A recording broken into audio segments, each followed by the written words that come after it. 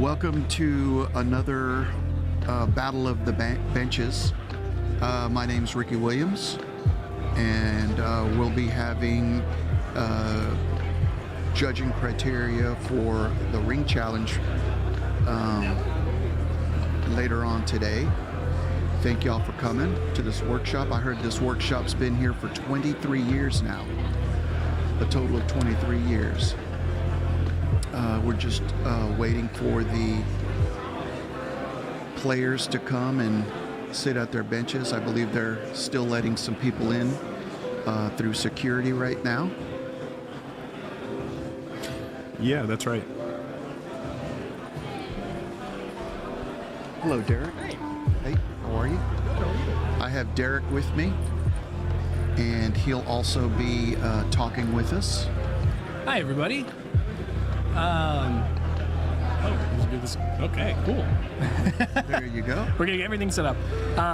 Just for background, my name is Derek Pinto. I've been here at Stuller for going on 2 years now. I'm a sketch team lead, and I've been working in jewelry for like 20 years. Started at my parents' small shop. I've done everything. Sat on the bench, set stones, casted, you name it, I've done it. Nice. So not much I haven't seen before.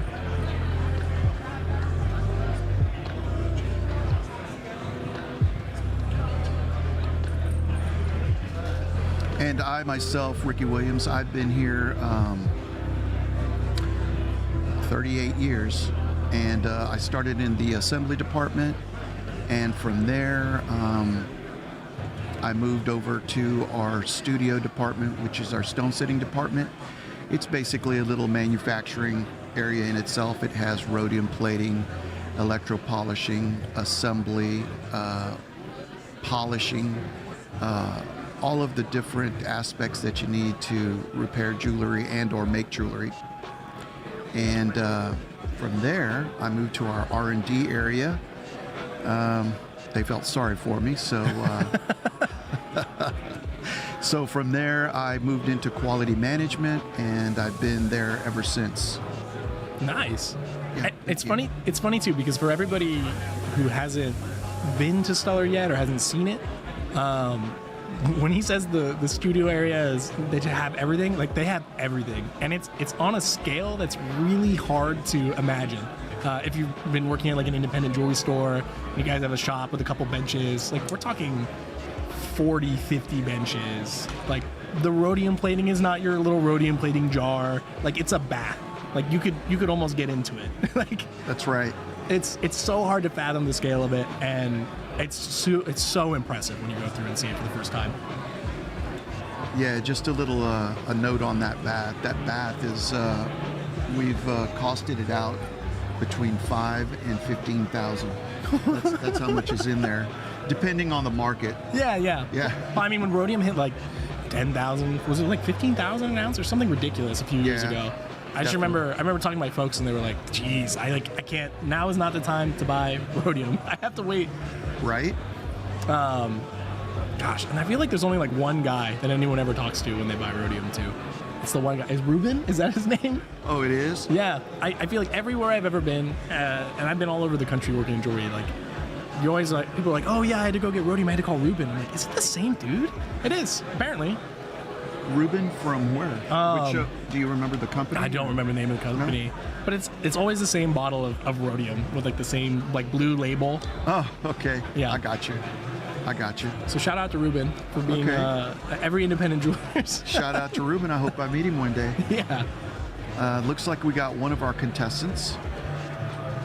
Let's see here. Everyone's getting set up right now. I wonder how odd it is to like get set up at a new bench after working on your own bench for a long time.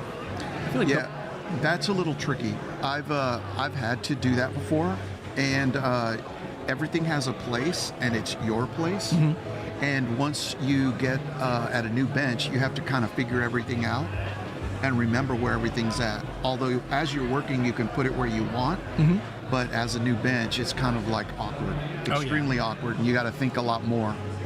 The muscle memory is just crazy, because I know I work a lot in CAD now, so just having to use someone else's computer or like use like a mouse or something with a different sensitivity on it, it just throws you off completely. Absolutely. So I can imagine like having your torch in a slightly different spot, or like, oh man, my burrs aren't quite where I want them to be, or organized how I want them to be, or even just like your pliers, like your clippers. I know my yellow cutters on my bench I lived and died by them, and whenever they were missing, it was like, man, who took these? Yeah, that's a big deal with me too. I have specialty tools that I make, and I wonder if some of these guys are going to miss some of their tools, or if they brought some of their tools. Oh, you never know. Are they allowed to bring their tools? I believe they are. I think we've talked about that before. They might have changed it, but I believe they are. All right, we are just about to get started with the ring repair competition sponsored by ICOE. We are looking for our last contestant, Alejandro Juarez. If you are hearing the sound of my voice, if you can, and we found him. Awesome, perfect. Thank you so much. All right, everybody, we're about to kick off our ring repair competition sponsored by ICOE. Just as a reminder for what the competitors are going to be doing, they are going to be retipping, resetting, and reshanking a 4-prong gold solitaire ring. They're going to have to use quite a bit of their skills as well as the tools that we have set out for them on their benches. They will also have full access to any of the tools and equipment that are laid out on the demo floor. We're going to be giving them up until about 11 o'clock, so they have some time, but they're still going to be absolutely under the gun to get this done with precision and quality. Now, all of the competitors not only have the tools and equipment at their bench that they need, they also have the ICOE True Size ring mandrel and ring set. This is a phenomenal tool that they're going to be able to use to make sure that their ring is reset to the proper size. Guys, I'm so excited to get this competition started, to get this day started. We're so happy to have you all with us. If you can all join me in a quick countdown, we're going to get this thing kicked off in 5, 4, 3, 2, 1, go!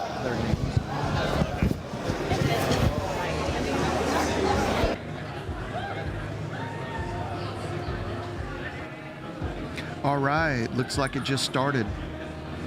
We have 4 contestants. They made it in. Thank God security let them through. Right?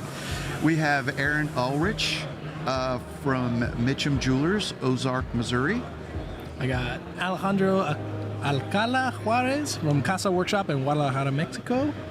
And I have Brick Patel from Neva and Ellenton Incorporated, Ellenton, Florida. And then Brady Jackson from Mitchum Jewelers in Ozark, Missouri. Hey, wait, we Nice. got 2 guys from the same shop.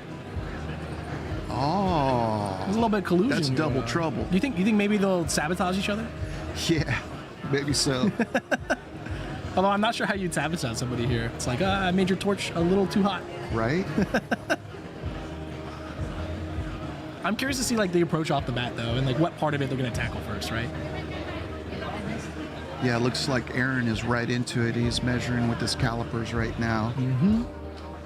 He's not playing around. Oh no, he probably does this all the time. Yeah, I feel like Brady's on it too. Oh yeah. It's tough too, because like it's been a long time since I've done repair work, right? Okay. I probably haven't done repair work in like, I want to say like 4 or 5 years. And then growing up and working in it, my dad would always go, you don't have the patience to be a stone setter, so we'll just put you on this. And then, Okay. and then I did a couple shanks. He goes, yeah, you don't have the patience to do some shanks too, so we'll put you on something else. So I kind of got shuffled around the shop a bit. I got you, but you learn. You Yeah, learn. but That's how you absolutely. learn. That's how you learn. Oh, Aaron's ring jumped out of his hands right there. It must be alive. Just throwing it. Alejandro's still working on setting up his bench. See, and that's the part. It's the getting everything set up off the bat. Like, all right, I got to get comfortable. Everything's got to be in the right spot. I know that's the part that always takes the longest, but Aaron's just jumping right in. He's cutting. Yeah. Hey, Brandon. Brick's camera is a little off, is it? Or is it? It's not on his bench. Oh, okay. Oh, there he is. All right, we got some tapping. Brick must be really good. He's one of those slow guys. Yeah, and then yeah. he's gonna probably beat everybody in the end, He doesn't even need to measure. He just goes for it. right? Operating on feel. Yeah, Aaron's already he has it on his ring mandrel. He's measuring Yeah. what size he needs. So, what would you start with? Would you start by reshanking it first, or doing the prongs, or how would you approach this? I would definitely do the shank first myself, Okay. and then from there I would probably do the prongs. It gets tricky because I believe that there's a CZ in there, Gotcha. and if you're talented and a little experienced, you can work through it and flow it by hand. But you also might frost the stone, Yeah. so you also have to take that into account. Additionally, you also, if you don't feel that comfortable, you could take out the stone and do it on an Oratig laser. Yep. So it just depends on what you want to do. I myself, I probably would use a torch, but they have the second choice in case they feel the need to it. Gotcha. Well, and CZs can't really take heat, Correct. right? Like if it's a sapphire or something, probably not as big of a deal. Diamond as well. But even then, you can still frost a diamond. You can still frost a sapphire. Yeah, I've worked with diamonds a lot, and there is a certain amount of heat you could put to it. You just have to use a good heat sink on it. Yeah. And not quench it. Yep. No thermal shock. Yeah. Last thing we want is to shatter that stone. Or have to send it off to get it repolished. Right? All right. Okay, it looks like Brick is starting to cut his shank right there. I'm noticing that everyone's using a handsaw. No one's Yeah. using like a separating disc or something. Old school. Yeah. Yeah. That's how I would have done it. I have more control. Yeah. I definitely have seen some jewelers who really just are super comfortable with their flex shaft and separating discs, and they just have at it. I know that every time that I use a handsaw, I break a blade. Yeah.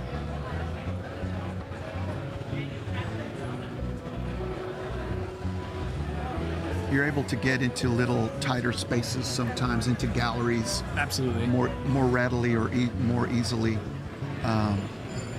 with a saw versus a separating disc. Sometimes people use a separating disc to cut the shank itself, and that in itself cuts about half to 3/4 of a size, depending on the thickness. So if you use a super thin separating disc, you might go half a size, but if you use a regular separating disc, you usually go about full size. Gotcha. So a lot of these guys are probably using a saw and use a little laser blade, and it'll cut super thin so that you don't lose any of the meat. Gotcha. Well, especially if you're shanking the ring, you don't want to remove too much from the upper shoulders. Right on. I hear tapping somewhere else, somewhere way up in the distance.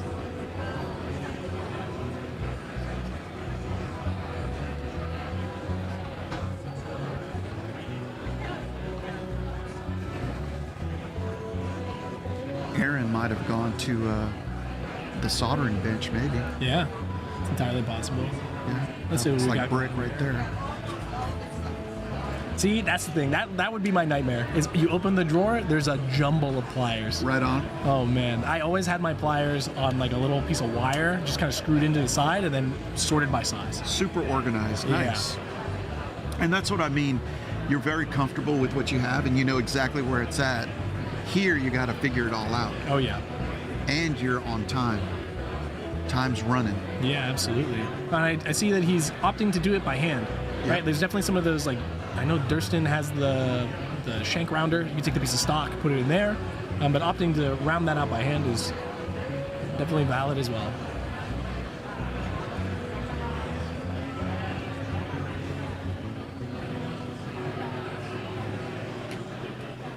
I'm curious to see how everybody decides to get that attached. Whether someone's going to use solder and torch in a third hand, or if they're going to go for the laser.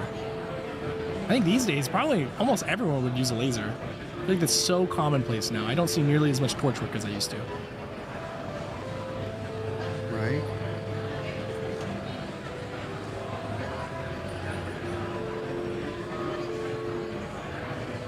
Yeah, he's bending it. Yeah.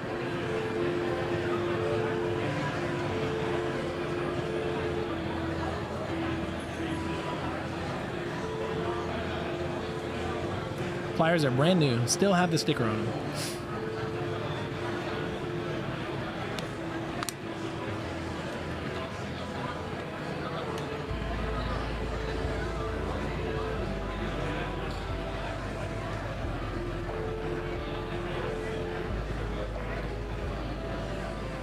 On the steel platform and not on the bench pin. Yeah. That's interesting. Yeah. Normally you put the wooden fork on there. And it's funny too, because I'm sure there are official names for everything, but just because this is a trade, everyone has a different way to call everything.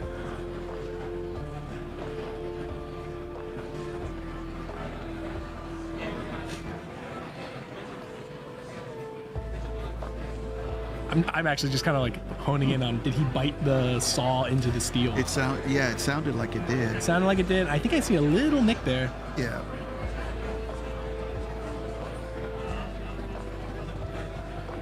Gonna clip it. There we go.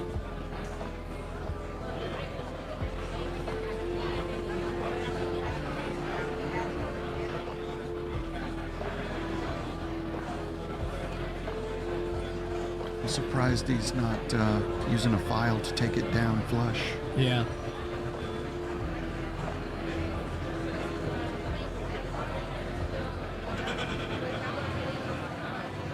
Just to remind everybody too, we're all of the bench jewelers here are being tasked with having to reshank the ring, retip the prongs, restore it to the original condition, and not damage the center stone.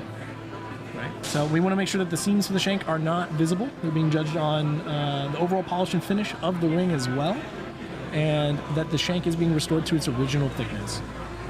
From here, they're being rated on a scale from 1 to 10. So we'll see how they all shake out at the end.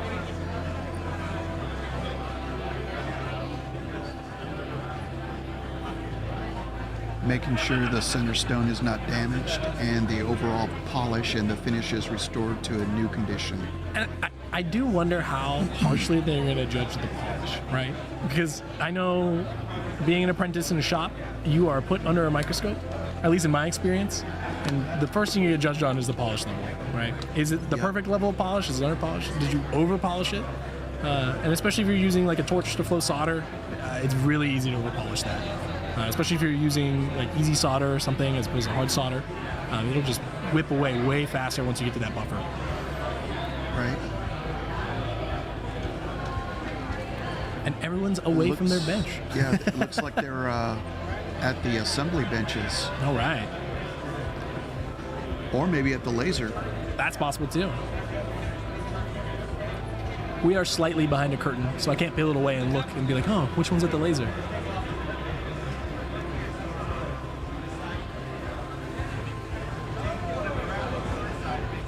Do you have the camera angle for the laser?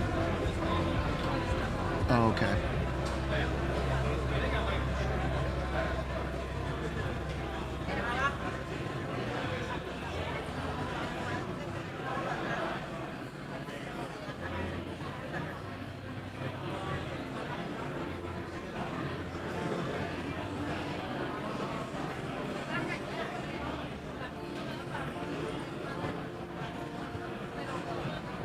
Alejandro is, I think he's rounding out his wire. Yeah. Let's see here. He's going to form it right now on the ring mandrel.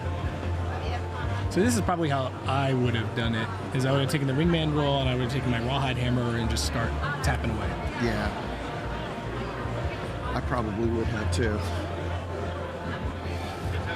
but there's different ways. Oh yeah, I mean, there's a million ways to do. I don't want to say a million. That's maybe too many. But there's so many ways that you could approach this, right? And Right. it totally depends on who you learned from, how you learned it, what tools were available to you. Right, You know, right. After years of drawing wire by hand and using a hand rolling mill, I didn't realize there were auto rolling mills, and I didn't have to strain my shoulders nearly as much or use a draw Oh, plate. that's true. Use a draw plate and get whipped in the face by the tail end of wire as many Oh. times. Yeah, that's true. It doesn't look like he's using a bench pin either. I don't. Do they have one there? They have to. They absolutely. Yeah, there's. I think I see one. Look, right he at the has it top. in his hand. Oh, there you it is. go. There you go, Alejandro. Hey, He just has to take this out and slip that back in. just slip it right up. Oh, but maybe he doesn't want to do it. Oh yeah. I think somebody's showing him. Yeah. That's Mike Melvin. Mike is one of our expert jewelers here. He's also, is he a judge here today? Yeah. He's one of our judges. He's been in our R&D department, and he's been working at Stuller about 40, 45 years. Oh yeah. So he knows his way around. I've seen him wander in the halls. Yeah. Oh yeah. He's helping out Alejandro right now with his bench pin. It's funny too because the little back end of that bench pin looked like it was spinning around. So maybe the bolts on there aren't quite tight. Right? Now that's how I was taught how to saw or work with jewelry Exactly. That's many years back. Same way for me too. Okay. So Mike is judging this too, so that's good to know. Yeah, I mean, definitely the bench pin has its advantages. You can shape it, you can mold it. If your saw bites into it, it's just biting into wood. It's not actually going to destroy any of the teeth if you're hitting any of the steel. It's a little more forgiving. Yeah. Just in general, it's a very customizable tool. Absolutely. I like that you're able to put your ring and you have a lot of leverage that you're able to manipulate, move that saw blade around and or your ring and hold it in place so it doesn't move. Gotcha. How long do you let your bench pin go before you replace it? Like how tiny do you let those forks get? Honestly, I have never replaced mine. Really? Right. I've always used it and I buff sticks and everything, but I've actually never, and I've drilled holes in it, and as it gets worn, I just take it down little by little, Yeah. little by little. So for me, I've never done it, but I've seen other people, they really hog out parts Yeah. to customize for their pieces. Yep. Which is nothing wrong with that. It's wood, and but for me, I never did. I remember there was a piece I had to do where there was this really broad section of it that I needed to file with a buff stick. And I ended up just grinding away bits of the bench pin so that way when I was using the buff stick, it didn't get in the way. Nice. You took at that little spot so that you could roll with it. Exactly. Yeah, nice. And, nice. and the ring was left in place, and I didn't have to worry about it like rocking. But super diverse tool. That was like one of the most elementary tools in the jeweler's tool belt. Oh, look, Aaron's about to right. flow. We got free solder. Yeah, got his solder pick, micro torch. I have never used a solder pick. I've Oh, always really? used just an old pair of tweezers. Okay. Yeah, just melted it down or filed down the tip, Yep. and just use that to pick up the solder and then flow it. That's one way to do it. Boom, and just like that, Definitely. soldered. That was quick. Yep. I wonder what type of solder he's using. I would assume hard. Yeah.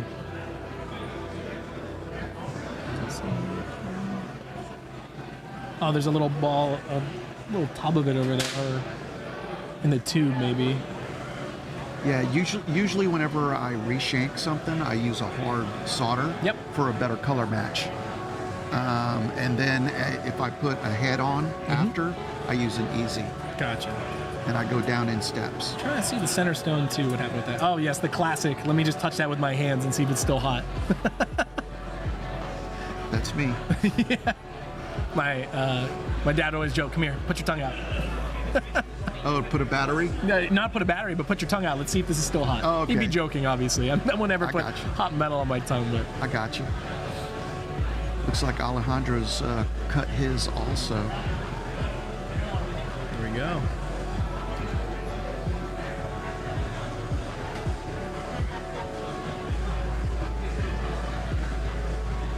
So most of these guys are doing it the way we would have done it. Yeah. Shank first. It makes sense too, right? Like, you don't want to re-tip the top of it just to have to heat it all up again, because you're using softer solder on the prongs, Right. just to have it all melt away. Yep. Not that I think that it would happen in this instance. You'd want to keep all the heat away, but just on the off chance, you know? Looks like Brady is about to solder his also. All right. Let's see how fast his is. Let's see Brady's technique. Let's see if he uses any flux.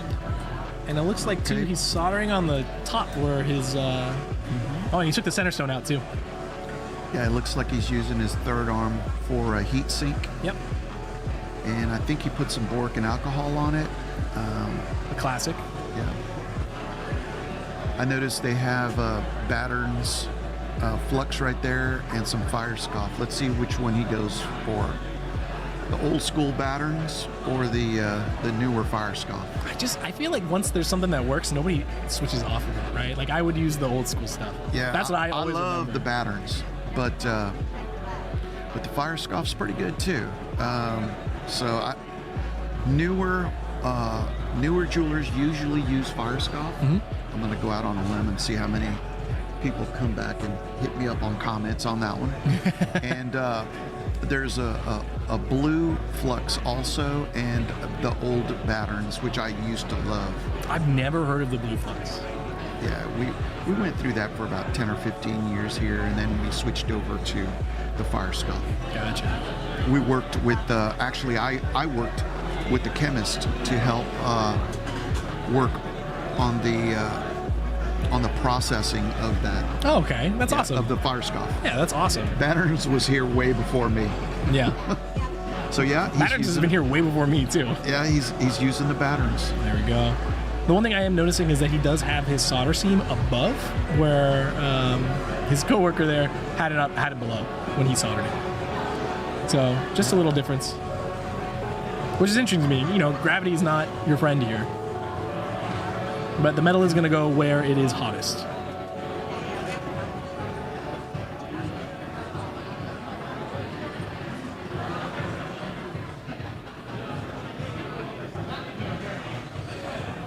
The boric and alcohol, you mean?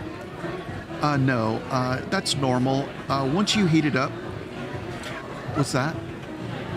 Oh, I'm sorry. Yeah, Brandon was asking me if it was normal for it to look with that much boric and alcohol, and that's normal. If you stick it in your boric and alcohol and you get mostly the boric, then it'll be like caked on. But once you heat it up a little bit, it kind of like gels into itself. And there he is. Seems like his heat's a little hot, but Yeah. it's all relative. That's probably why he put so much boric and alcohol on there too. He must be used to working with a hotter torch. So here's a little trick also. I used to fuse my parts together. Oh yeah. So you could also fuse them, but in this challenge, it looks like they're supposed to use solder. So it's probably using hard solder right there. It's going to be a little bit faster too to use the solder than it is to fuse it. Yeah. There you go. There you go, Brady. I can't tell, but did he take out his stone? Yeah, he did. He It looks did, like he huh? pulled that one out. Well, that's a good place to keep Ricky so customers won't be. Perfect.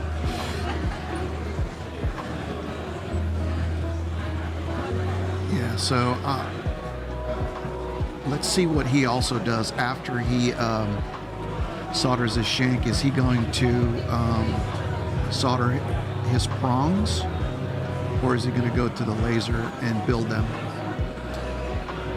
Oh, it's the old school versus the new school, right? Yeah, that's why I'm ready to see. So far, he's done everything old school. That's why I'm curious to see what Brady does.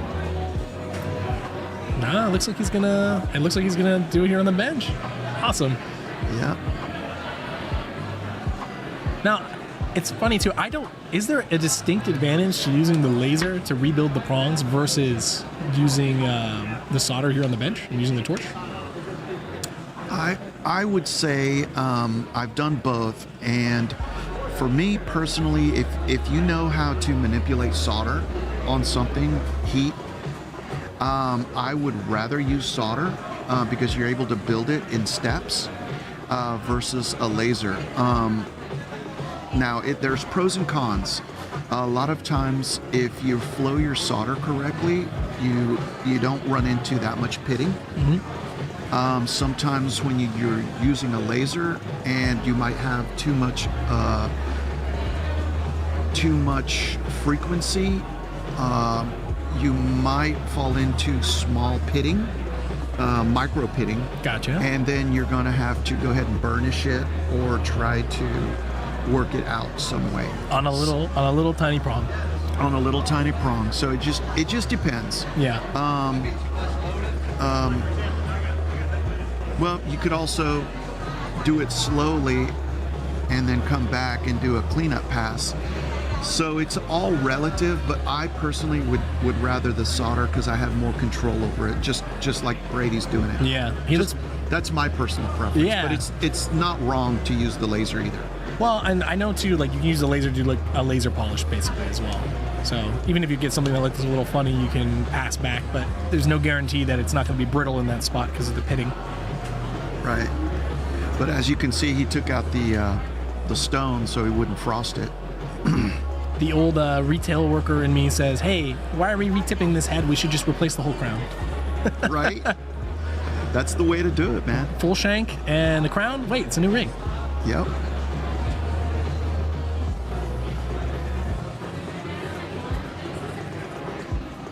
Melt down the old bits, pour a little ingot, roll it out, brand new shank, same metal. That's way more involved. You're right. I think Mike told me there was a couple of prongs that were way shorter. Yeah, it looks like it. Yeah. Some on the backside there that look like they're basically just gone. Okay, so he had to rebuild them. I wonder, how did they go through the process of like wearing this ring out and wearing out the prongs? Did everybody just go ahead and go, oh, we're just going to take clippers and then clip it like 1/4 millimeter down on this side, a little more on this side? I believe that's how Mike did it. He Gotcha. got the exact same pieces and then they cut them, either clip them and then prep them down to be exact on each contestant. I always joke, like, if you wanted to make it look worn, then wear it. But you could also just go out to the parking lot and kind of drag it on the asphalt. Yeah, on the concrete? Yeah, there you go. To take them down. I had to do a ring one time where they wanted like a stone finish. And the customer was asking me, hey, like, how do you go about the stone finish? And I was like, oh, you see that flagstone outside? And he goes, yeah. And I'm like, oh, I just go out there and I hit it on the flagstone. He's like, you're That's kidding. awesome. I'm like, no, I'm not kidding. That's awesome. That is awesome. I think that's the beautiful thing about jewelry is you can kind of just make it be whatever you want. It is an art form in itself, for sure. Yeah. Oh, look. Aaron's using a buff stick right now to take it down. He was using a sanding cartridge right before that. Gotcha. There you go. And he's well on his way. Yeah, he's taking that shank down. I can't tell, but is the stone in his? He left the stone in He his. left the stone in, so he might be lasering. Yeah. Just has to be careful not to hit it. It'll punch a hole straight through a CZ. Diamond might be okay if your power's a little low enough, but a CZ will just get a hole punched in it immediately if you miss. Yeah. Some old school jewelers will put their fingernail up against it to hopefully Yep. stop it from punching through, but do what you got to do sometimes. Good thing it's not silver.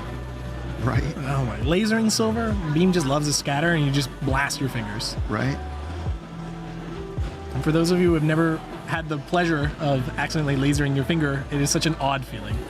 It's like a hot needle.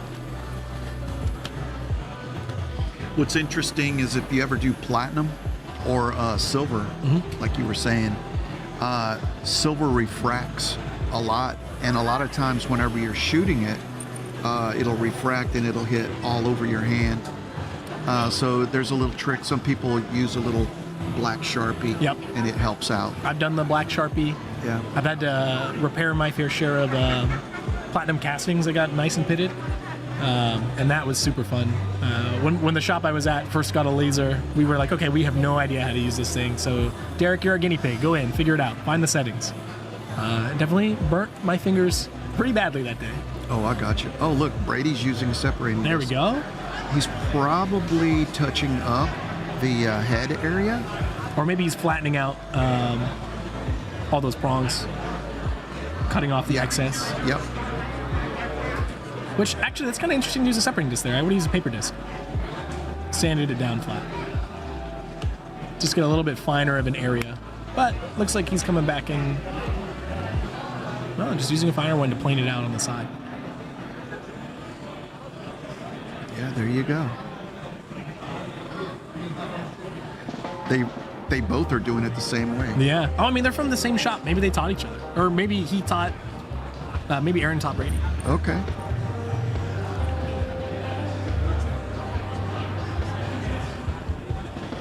Oh, yeah, you can really. Quattro unit.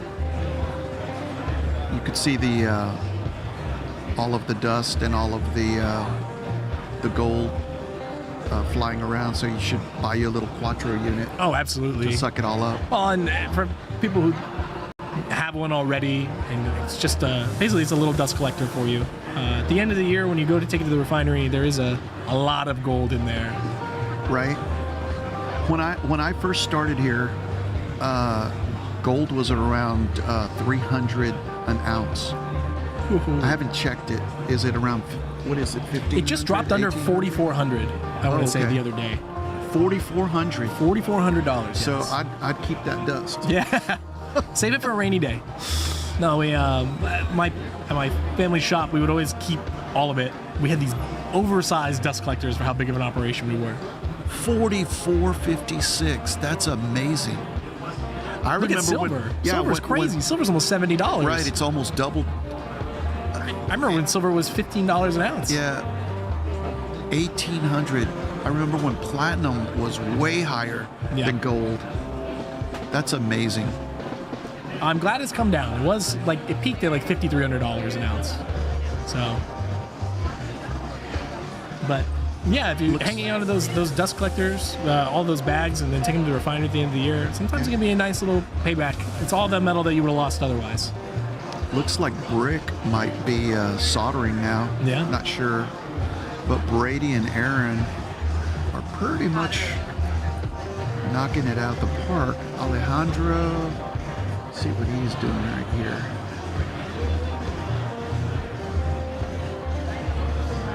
Are you using an engraver here? To just clean up, recutting the seats? Can you zoom in on Alejandro, Brandon, real quick? Oh, he just stopped. Oh, I think his ring came out of the chuck. Can you do a rewind, a real quick rewind, to see what he was doing? If you can, no problem, no problem.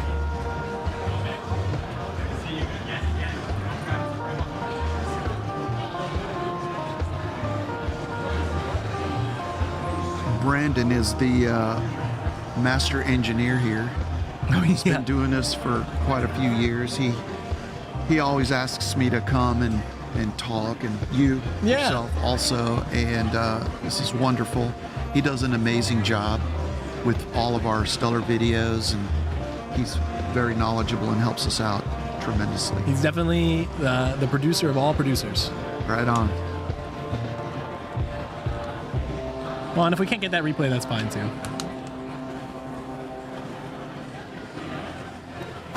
Oh, I there knew we he go. could do it. I knew he could do it. You see that? Look at that. All right, cool. So what do we got here? It looks like he's filing down the end of that with what kind of wheel is that? It looks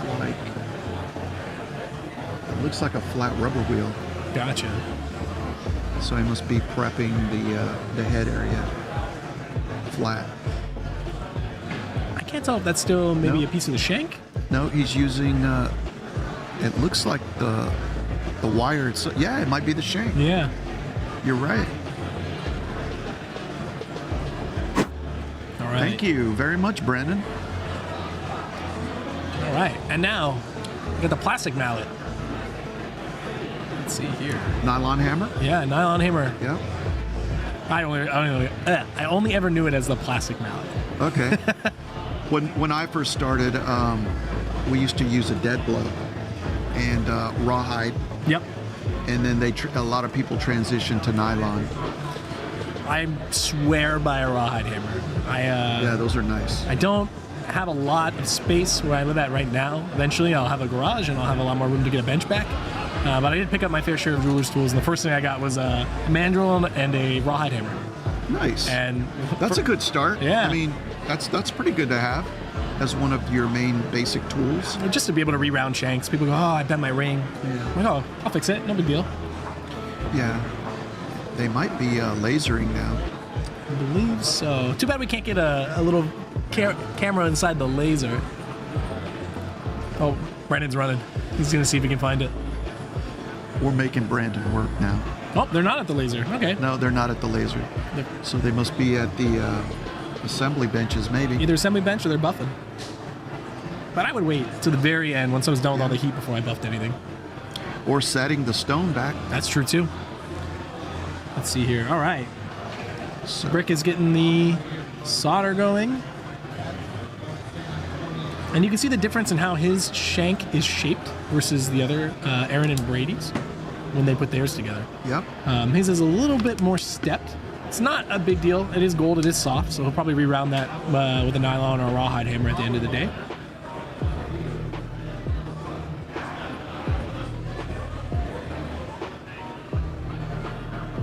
He might be a tweezer guy too. Curious to see how much heat he puts on this torch. Much sharper flame. But he's got a nice long tip to it. There you go. Yeah. Little softer on the heat there. Yeah, that's the type of flame I would like. That's like a neutral flame. Yeah. It's funny, I never did it by the look, I always did it by the sound. Okay. Might be a little tough here. He's cats with a torch all the time too, and I definitely knew how hot it was by how that torch sounded. He's going really conservatively with the solder at first.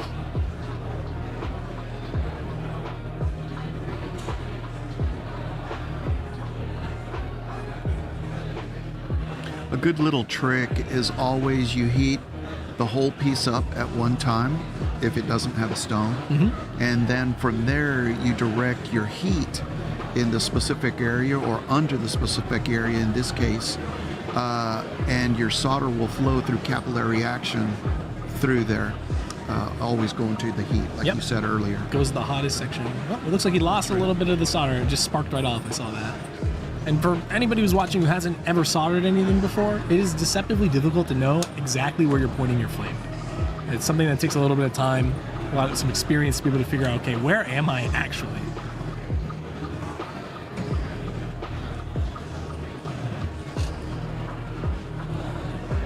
I've definitely melted my fair share of shanks because I was not pointed where I thought I was. I wonder if they have to hit a specific size. It might. I think it's probably Or just. it's just a reshank. It might be a reshank and just make it the original size that it was. Okay. Right. Looks like a little heat. He hit his stone a little bit on the in Yeah. there. You know what a real good challenge would have been also is to go down a couple of sizes, Oh man, yeah. and that would have pulled the shank, and then they'd really have to work on it, and hopefully it doesn't rip from the shank V From the to head. where it meets the head. Yeah. Right. Exactly. And then you'll really know if they're super talented. Oh yeah. If they've got enough experience. All these to guys hack are it. definitely talented, but that'll take it to the next level. For sure. Well, and for that too, it's like, okay, we gotta heat the ring enough to sort of anneal it a little bit. Make sure that when we are tapping it down, we're not cracking the shank. That's right. Making sure that the solder seams are not just a cold joint, and it'll just snap right off. Oh, he's just no third arming it. Now he's just got it nestled there. Yeah, but we can see too how the heat has affected the crown there. You can see it got a little scorched on one side because when he was soldering it, the heat was pointing it away where it was actually traveling all the way to that stone. That's Yeah, it looks like Brick is having a little bit of trouble right there. Killing the torch. Oh, they don't have a little magnetic stand. I don't know why I was looking for a magnetic stand.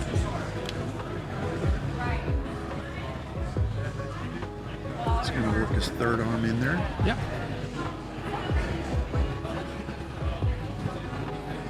It looks like he had a little bit of bleed of the solder. You can see it. Slightly different color on the bottom there. Gotcha. And it happens. We are asking him to do this very quickly and in front of a lot of people. Yeah, that is intimidating.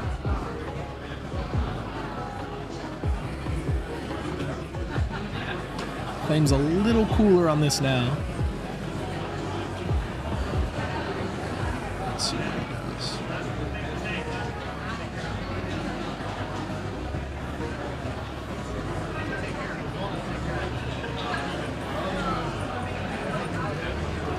Let's see. Okay. Let's see how the other guys are doing. Oh, sweet. Here's some banging. All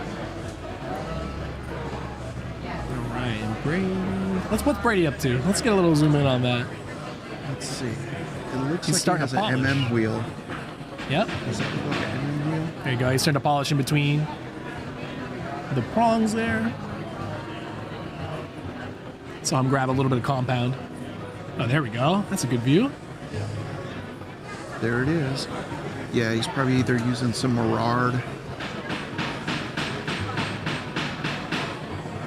What do you like to use to polish? What kind of compound?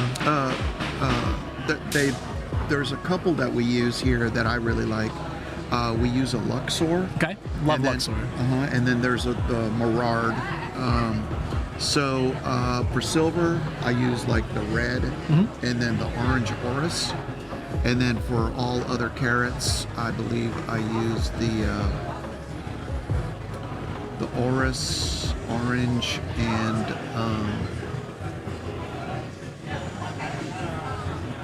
actually the red, if I remember correctly. The white is the one that I use for the silver. Gotcha. Yeah, it does a really, really nice job. I guess it's been a while since I've been on the bench or bought myself some compound, but I was definitely old school, like a bobbing compound and Red Rouge. Oh yeah, we used to use red and green. Yep. Those two super polish. Zam. I think the other one was called Zam. I use Zam on all of my that's some real my old silver. stuff. Yeah. We also used to use the gray. Oh yeah, the gray. To cut, but we felt for our manufacturing, we moved away from it because it would cut too much, and I stopped using the bobbing and really just started using the Luxor. But I always liked the Red Rouge, and the blue was for platinum. Gotcha. But I despise polishing platinum. It is probably one of my least favorite things to do. I think that's a blue wheel. Yeah. High polished blue wheel that he's using right there on those prongs. It looks like he's already got the prongs taken care of too. They look nice and long, pretty uniform. He might just have to do a little final polish pretty soon. Yeah. Round out his ring. Let's see Where here. are we at? We lost Aaron. We lost Lost Brick. Aaron, lost Brick. Yep. Alejandro's here. He's getting his solder going. So speed-wise, Aaron and Brady, they got this down to a science. Right on. This is like there's a wedding in 2 hours, and I need you to get this ring in great shape because they fell in the parking lot. There you go. Planing it out, tapping it down on an anvil. Actually, is that an anvil? What is that over there? Under Brady. He's got this, Steel pad. just a steel pad. Yeah. Some people laser their parts together. Just to tack it. Yeah, or sometimes they use a little bit of wire. Yep. That's the old school way. But it looks like Alejandro's just going to do it freeform and maybe right. just do one side. Yep. And then do the other side. Like just stick it on and then do the other side. Might prove a little challenging too. If it shifts in any way or it has to twist once it's soldered on there, it does not like having the direction be changed. Right. So that could cause some cracking, may not be as straight as it needs to be. If you're heating it up too much on the other side, the solder can reflow a little bit and the whole thing can shift.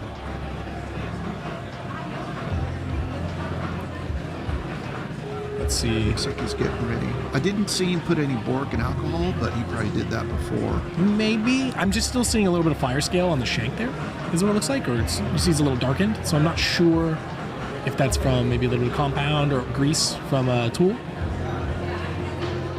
But that also causes problems with flowing your solder, right? If it's not a clean surface, Right. you'll have ash, you'll get an unpredictable flow of the metal. And that's a pretty strong flame there too. Yeah, it looks like an oxidizing flame. Yeah. Now forgive me, what do you mean by oxidizing flame? I actually never learned the technical term.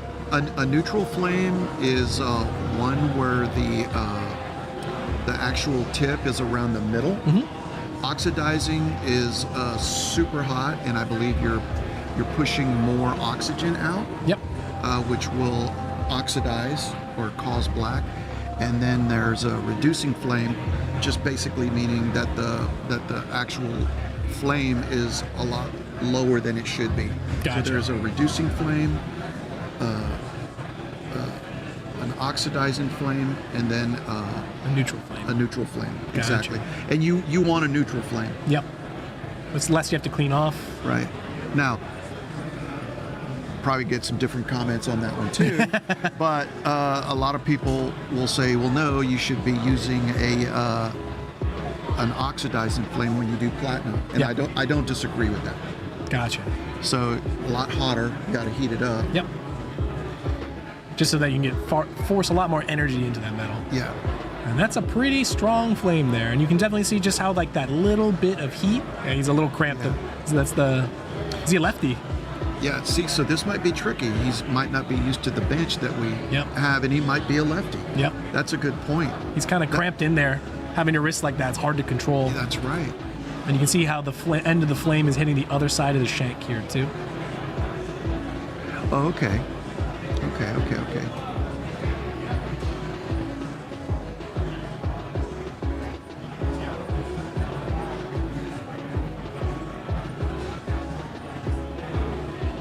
There we go. There it is.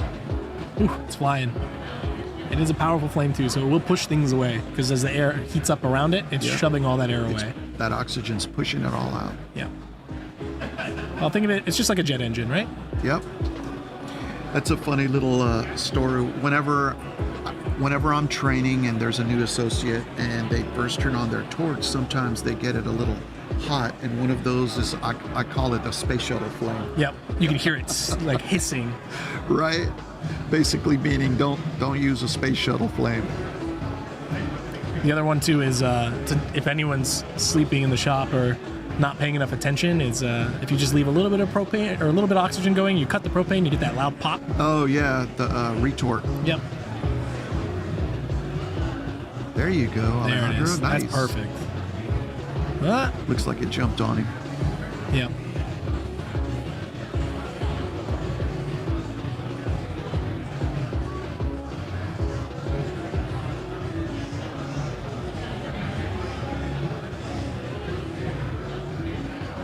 How's Aaron doing? Aaron and Brady, man, they're rolling through it. Absolutely. Brick has gone back to rework on his shank a little bit. Looks Maybe like Brick lost something. not. He dropped He something. dropped it. Yeah. Aaron here cleaning up off to the side a little bit. Free floating in the air. That's actually brave. I normally have my arm braced against something at all times, just trying to stay steady. So he must have some really steady hands. Yeah. It looks like he's using a gray wheel Yep. to do the prepping on it, to smooth out probably the shank area.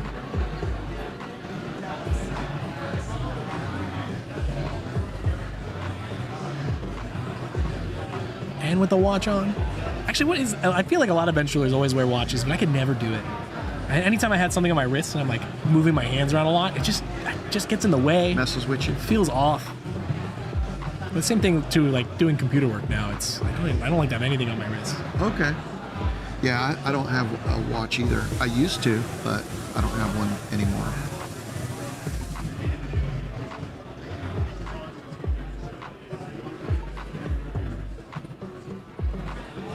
Let's see what Aaron is doing here. What's he grabbing?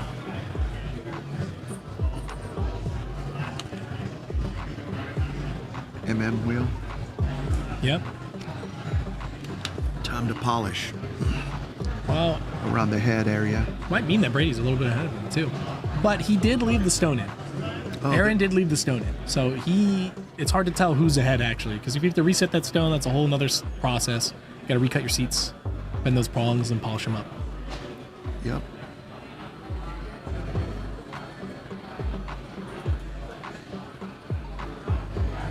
Alejandro's prepping also, looks like. Brady is using a sanding cartridge. Looks like a 320 sanding cartridge. Yep. To do the outside and the inside. And Brick is, I believe he's still trying to fit his part, maybe? Yeah. It looks like he might be getting the hand Okay. from somebody there too. I see that staff badge.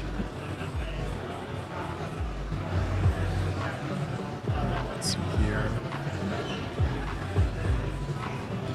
Looks like Aaron has something going on with his flex shaft. Yeah, might have some technical difficulties here.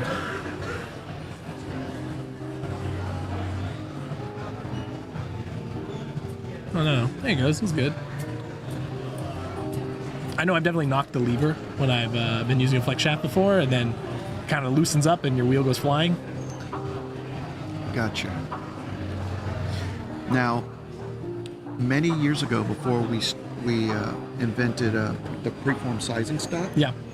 you could do a dovetail into the shank, and maybe that's what Brick might be doing, Yeah. and what Alejandro might be doing, in order to fit it Nicely. better, have a nice snug fit. And for anybody that's done woodworking, you know how fun dovetails can be. So Yeah. doing that in metal is that much harder. But I'd probably do that with a saw. With a little more precision. Yeah, Brady's cleaning up Brady. the shank, grinding away a little bit. Yep. Brady's still prepping right now. Where's Aaron going? Might be going to Buffett now, huh? Yeah. Did Aaron have his stone in his ring? I think so. I think I saw it in there. That's right. That's right.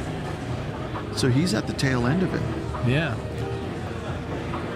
How long is this this contest? Is it until noon? So they have around 3-4 hours to work on it. It's a good amount of time. Okay. Okay, 3.5 hours. 2 hours. Oh, there's 2.5. 2.5. He's putting some batterings.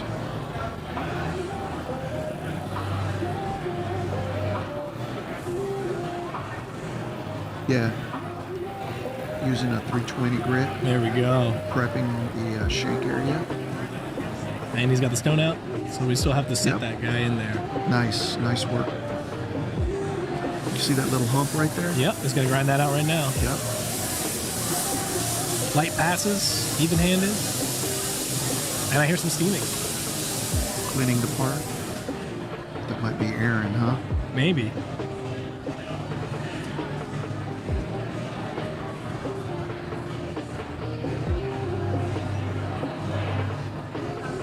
I'm old school. I'd have probably used a little file right there. Oh, I would have Or filed a it little too. buff stick I absolutely would have filed on that. On your bench pin? my bench pin. Yeah, I absolutely would have filed that. I just feel I got more control. Yeah. Like you just Well, and when you're rotating at like 2,000 RPM, Yeah. that's a lot of passes really fast. Where just a little pressure and a buff stick, you go 1, 2, 3. Oh, am I there? Not quite. Keep it going. right. And you get a good feel for how many passes you actually need to go through. Oh, it looks like Brick is going to be using a crutch ring. He's going to do it with a crutch. Yep. I've used those. And actually, I think Go ahead. Alejandro is actually using the station that Brick had. We might have these a little flipped right now. Oh, really? Yeah, it looks like Alejandro over there. I recognize the watch and the tattoo. There you go. Ring brace.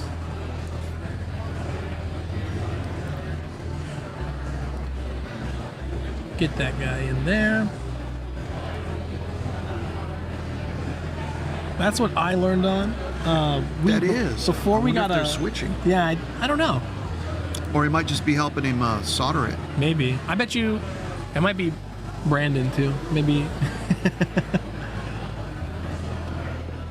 Maybe you got some of these a little flipped. But that's okay. That's definitely Brady. Yep. That's definitely Aaron.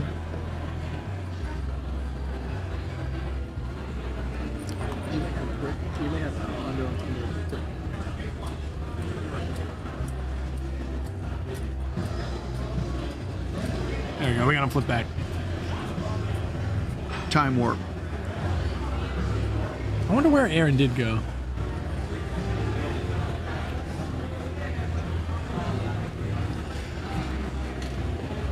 I wonder if they're buffing now. Probably buffing. They're 'cause probably. He's at the tail end now. Yeah, especially if he didn't pull that stone out. Right, Meaning he lasered the prongs on there. right. And we don't have a buff camera, but also I think a camera inside the buff housing would just get splattered with compound. So I don't think it would be of much use to us anyways. There we go. Brady's cleaning up with the blue wheel again. He's also on the tail end. He's just going to do a light polish, a pre-polish, and then he's going to go buff it after this.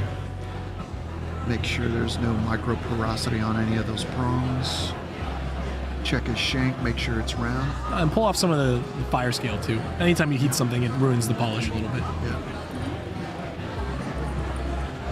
And yeah, you can just see the difference in the level of polish between one that he's touched and one that he hasn't. It's a little more cloudy. And the Man, those two guys came together. It'd be funny to see the bragging rights as they're flying back or Seriously. driving back. I'll beat you. Man, you took the stone out? Why'd you can't do that? beat me.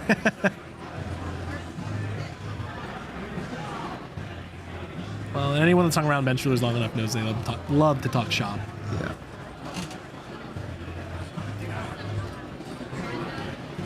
Polishing on the inside of the prongs too. Love to see it.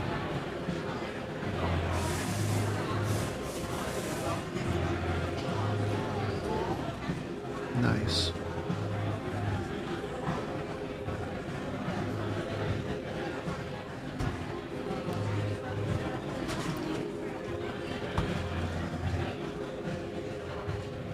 He's doing a good job on that.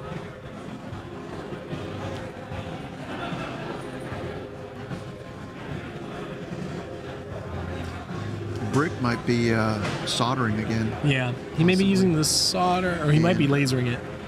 I wonder what is Alejandro still working on the shank area? Looks like it. Yeah. And for everybody, it is tricky to get that on there. Like the solder is the critical point, and it is a lot harder than it looks to get that to fit on there. A little too much heat, your solder doesn't flow right. Too little heat, it gets sticky, which was happening before to Alejandro, and it was just pulling away every time he went to go put it on there.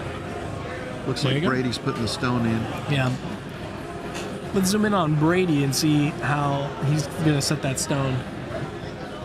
I'm surprised Alejandro or Brick weren't using the laser to tack it, at Yeah. least to hold the parts together on Absolutely. the shank.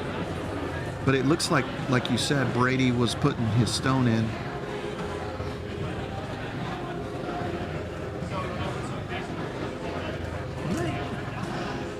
He's trying to find a pair of setting pliers now.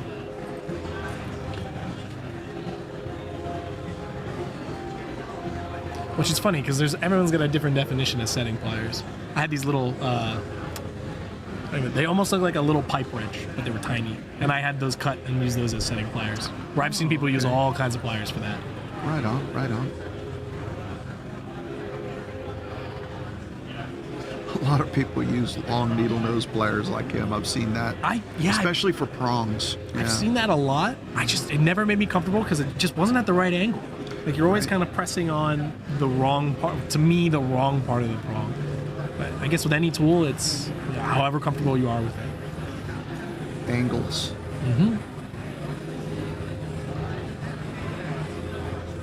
I just also liked having something that was already pre-angled, so I had a little more leverage. So all I had to do was put a little pressure and then just pull, as Nice. opposed to having to press down on the plier.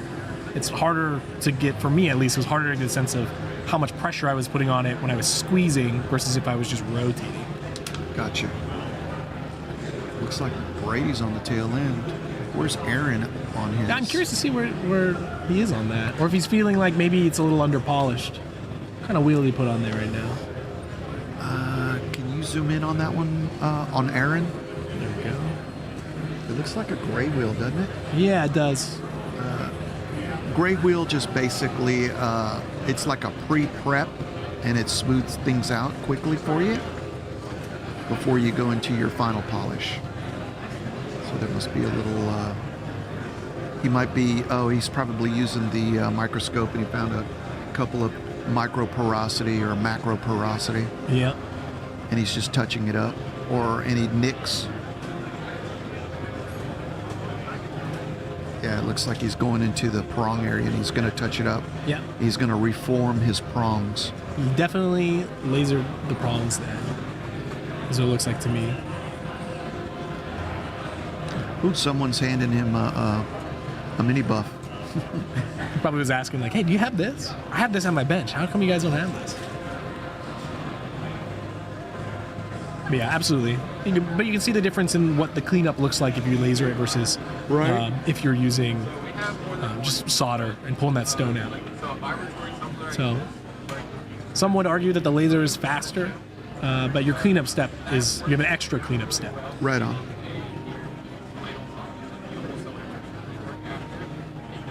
But, 6 of these, half a dozen of the others. Not really a big difference on Right. either end. It always comes down to what tools are you the most comfortable with. There it is. And both these guys look super comfortable on the bench. Yeah. He's using his mini buff now to do like the head polish. And that's a brand new wheel. Look at all of those fibers just flying away. Yep. There it is. He's on the tail end. Yep. And buffing at the bench. I'm used to using the big Yeah, buffer. I thought he was gonna just do a little buff like that.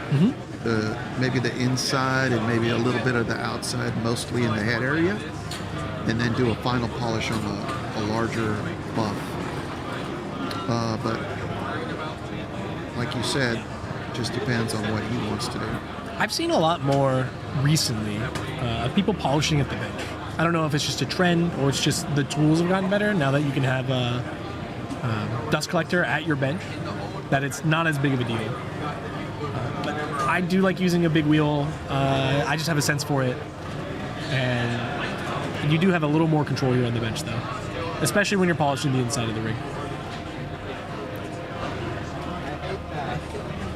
Here's where I can be a stickler. What's your polish level on the inside? For me, No, for me. Can I see myself? okay, Right? Am I seeing drag lines? right? Yeah, it looks like Alejandro's using the crutch Yep. to hold the shank In place. together. Yeah, having a little trouble with that. It is difficult. I wonder where Brick is. Maybe assembling. Maybe. And we lost Brady. We got a Matt Stuller cameo here too. Yeah.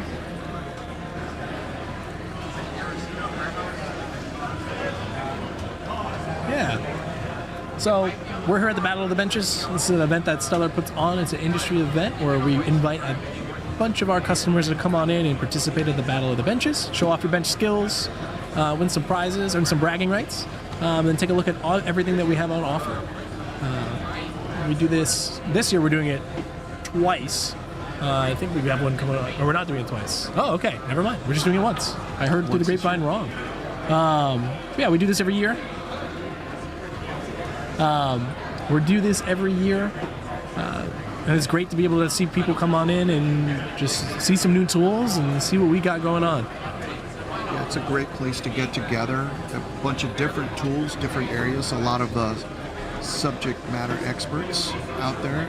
We also have classes, different things to review, and on the left side, I believe they have all kinds of lasers right now, different tools all the way to the right side. So there's a slew of things and all experts here, and all of the latest tools.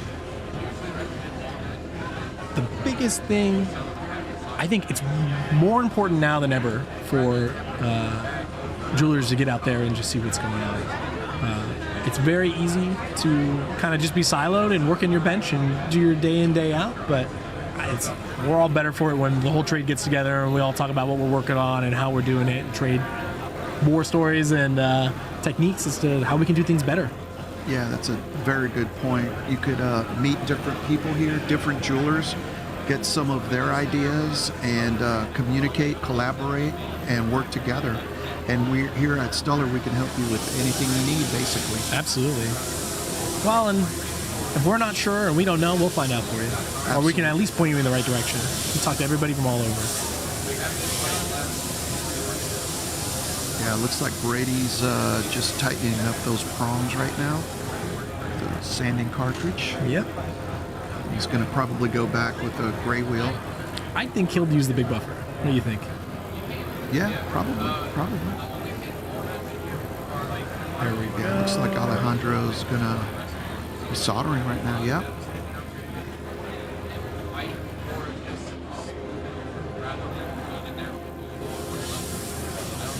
I'm not sure where Brick went.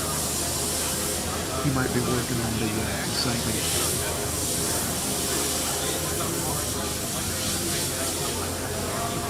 Is that a little pit right there? Is he trying to take that out? Is that a little pit right there? Is he trying to take that out? Looks like it. Or he's just touching it up? Yep. That looks really nice. Yeah, it looks really clean. All those prongs are even too, which I think is the most important part. Looks like one's a little long on that side, but I'm sure he'll even it out. Yeah. And using the edge of it too. Huh. Yeah. After this, he's probably going to use a cut burr. Mm-hmm. And then he's probably going to use another gray wheel. And then from there, he'll just polish it with the blue probably. And that'll be, and then final buff it. Yep. And that's it. There's this blue wheel. Whoever's using that.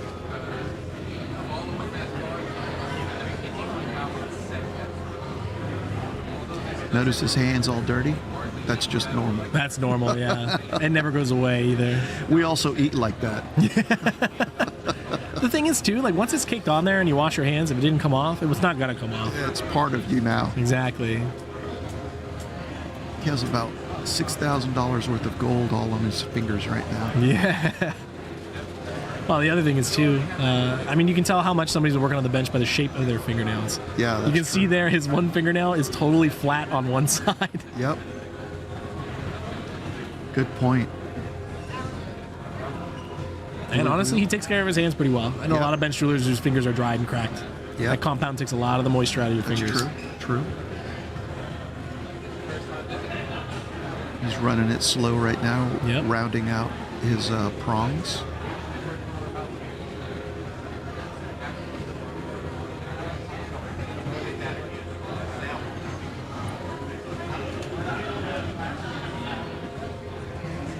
Looks like Alejandro is filing probably a shank. Possibly whenever he was putting that oxidizing flame, it got a little oxidized. Yep. So he's probably taking off the black soot so that his solder will flow. And this is the trickiest part about soldering. And there's Brick. Brick is back. It looks like he was using the laser He to might tack have it. used the laser, Yeah. like we talked about earlier.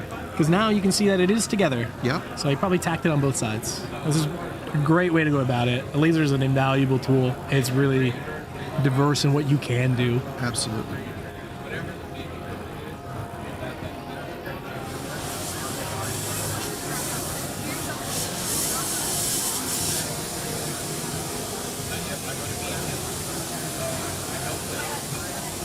Look like Brick is having a little issue with his torch striker. Yeah.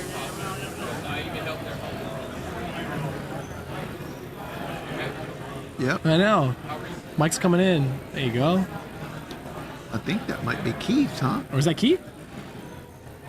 Yeah, it looks like Keith. This is normal. If I ever try to do something on the bench and I can't get it, some guy will just walk up behind me and take over for me and do it for me. That's all the time. Get up. Let me show you what you're doing. No. Right? That's a pretty strong flame there, and he's retipping, but it looks like he's leaving the stone in there too. He hopefully coated that with some boric acid and alcohol a few times. Get that nice heavy crust on there. True. There it is. He's buffing it like I thought he would. There we go. That's how I like to do mine. Mm-hmm. I just feel you got more control. Yep. Easier to do it that way. Looks like he wasn't happy with how rounded out that shank was on the outside there. That lump was bugging him for Brady.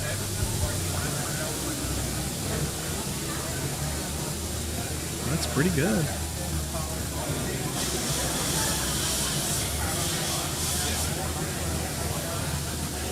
I do miss having a steamer all the time, though. Now that I'm over in CAD-CAM, I don't have access to all those tools.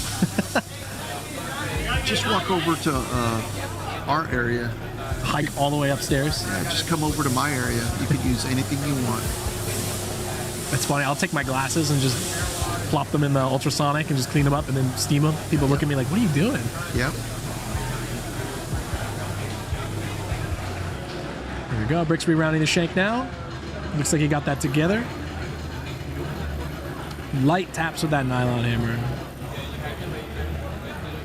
Yeah, Brady's looking pretty good. That's part of the reason why I like the rawhide is because it does bend and it does give a little more than the nylon does.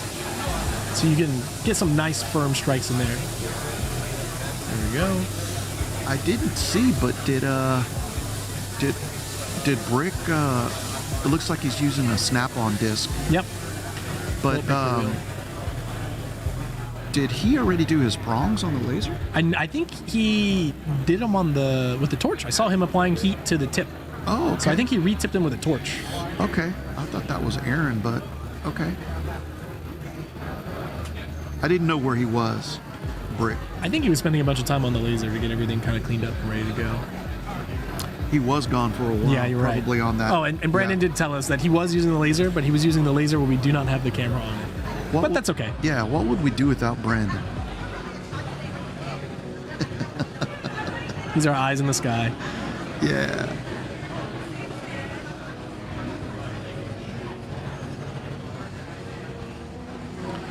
So, looks like we're going to show a short training promo. Very short. Any second now.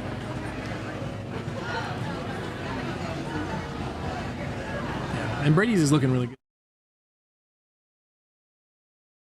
You almost feel like you're at home immediately. Everyone is friendly, and the instruction is terrific because it's hands-on. My skills are going beyond even what I thought they could. And their knowledge is exceedingly more than what I expected. She's not just throwing all this new information at you and hoping that something sticks. They'll take the time to explain how you do it correctly. Learn here, take your skills back with you.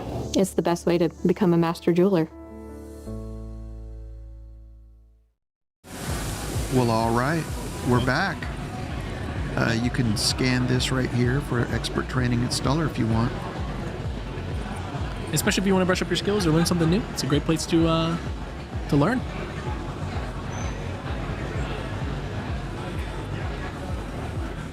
Just go ahead and put your camera over that.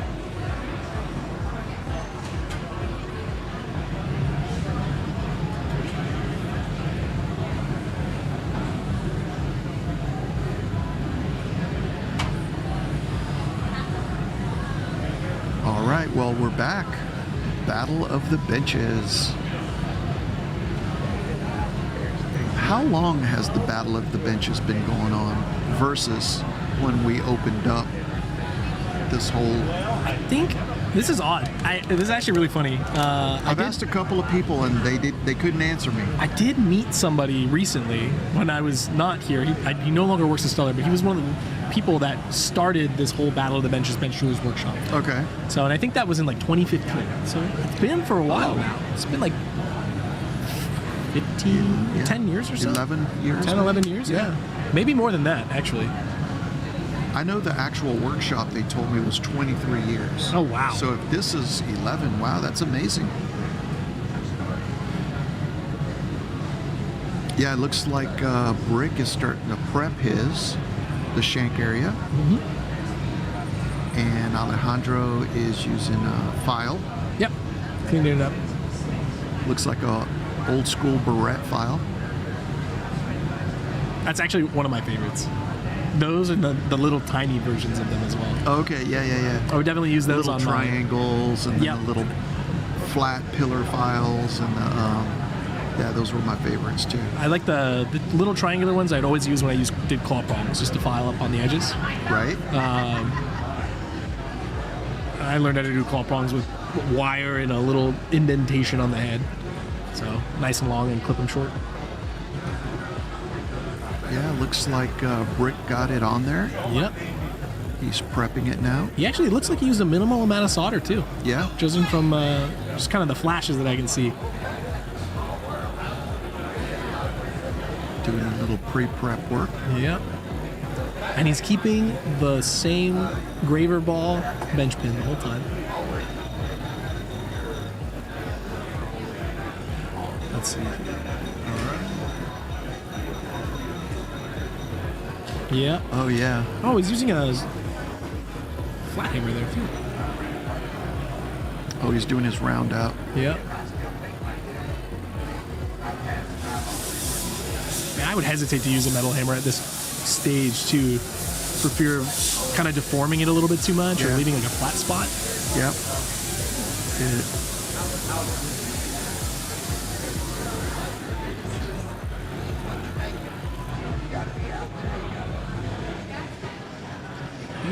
Aaron might be final buffing now. I think so. Alejandro might be assembling again? I'm not sure where he's at. Maybe. He did get it together, it looked like. Okay. I don't know if he needed to do his prongs or just finish that. Still getting the shank going. Yeah, it's still going to do the shank area.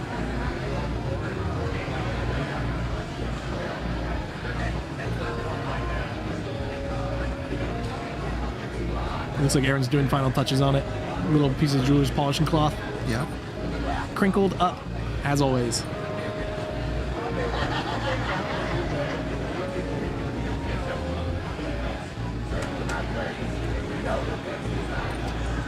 So, one of the big differences we can notice here is that some people are more comfortable using a visor versus using a microscope. So I remember when the shop that I first started working at used a microscope, I swore off the visor to never use it again. Sometimes it can be tough to like hunch over. You can see kind of just the posture in general. The classic jeweler with the rounded back, just kind of bent over at the bench, looking at everything close. There are advantages and disadvantages. Your focus field on a microscope is really narrow, so you kind of have to get used to holding it a certain way so you can see everything.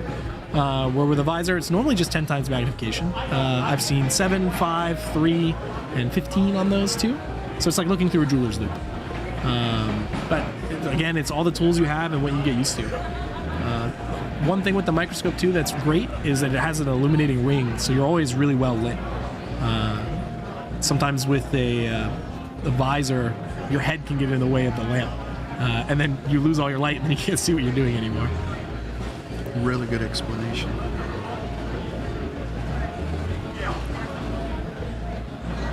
Looks like Alejandro's going back to soldering.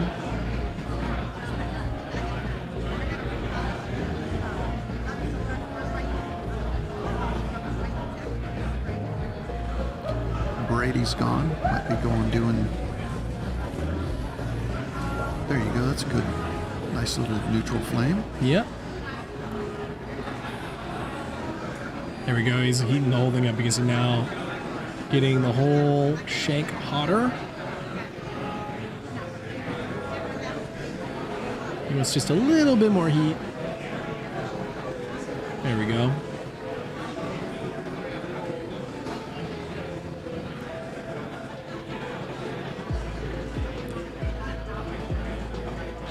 I wonder if he went and lasered it. I think he may have. Yeah. Oh, and he did take the center stone out of there. Very good, very good. There you go. That looked like it flowed nicely. Boom. And then now I can focus on the other side.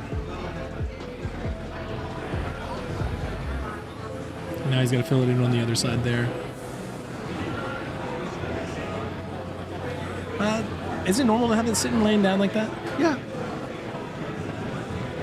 Generally, Go ahead. oh no, I was gonna say generally speaking, I like to have it on the third arm. It does have a heat sink, so it does pull the heat away. That cold steel touching the gold is a very good conductor of heat. Yeah. There's different pads that you could use. In this case, he's using a ceramic pad. They also make honeycomb pads. You could get those here at Stuller also. When I would do collar pins or smaller items, I'd use a honeycomb pad. In this case, I would, when I do solitaires, like he just did, I would use a flat pad. And sometimes I use my third arm, like you were saying, and sometimes I just use the pad itself to straighten it out when I'm soldering the head in there. Gotcha. In order to get it straight, side to side and front to back. Gotcha. So for me, that's how I would do it. I learned on a charcoal brick. Oh yeah. I always had the dark charcoal bricks. When they're brand new, they're perfectly square, and then when you start using them, they start like bending and getting really weird. They dip and leave ash everywhere. Yes, that's what I was about to say. Yeah. That's the bigger problem with them, but they're really great conductors of heat. Yeah. You know, you can blast them and they're totally fine. I used those a couple of times and stuck to the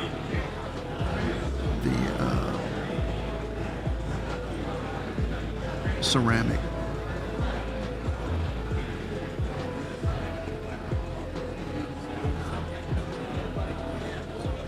We lost Aaron and Brick. Looks like Alejandro's starting to file again. Brady's working on the inside with the sanding cartridge.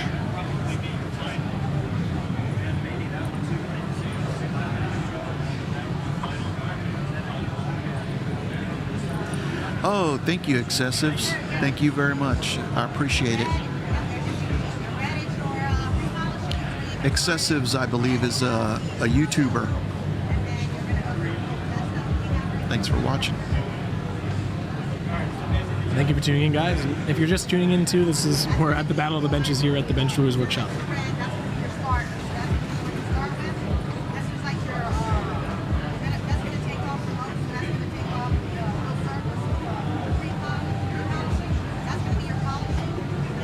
Alejandro's now at the prepping stage. There we go. He's probably fixing that shank now. Yep. Smoothing it out. Brady is also. And this does go to show just how much polishing you need to do. I think 90% of your time on the bench is actually spent polishing a piece of metal as opposed to actually doing anything mechanical. You'll notice, Derek, Alejandro's using a yellow cartridge. That one's around a 320. He's using a purple, which I believe, if I remember correctly, that's like a 1200 or a 2000. Oh, wow.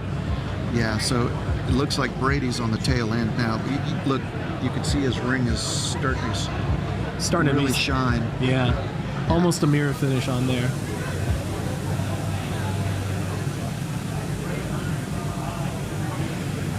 So here. And Brick may be working on his prongs right now. Might be back on the laser.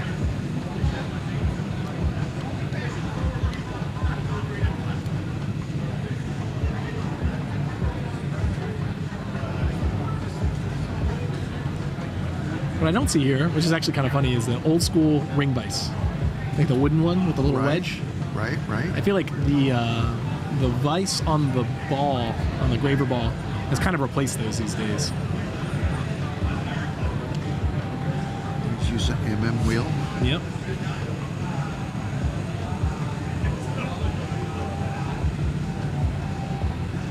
There you go, Alejandro.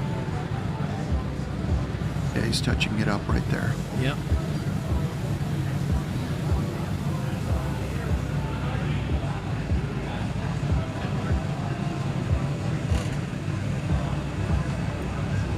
right where we can't see it, but that's okay.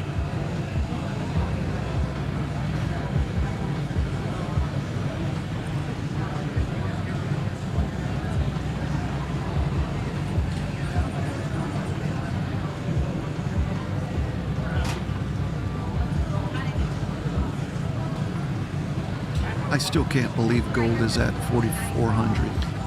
That's unbelievable. It is hard to believe. I always ask people what was gold at when you started working. I think for me it was like $580 an ounce or something. Nice. 300. Should have bought gold. I know, right? What was I doing at 10 years old? Right.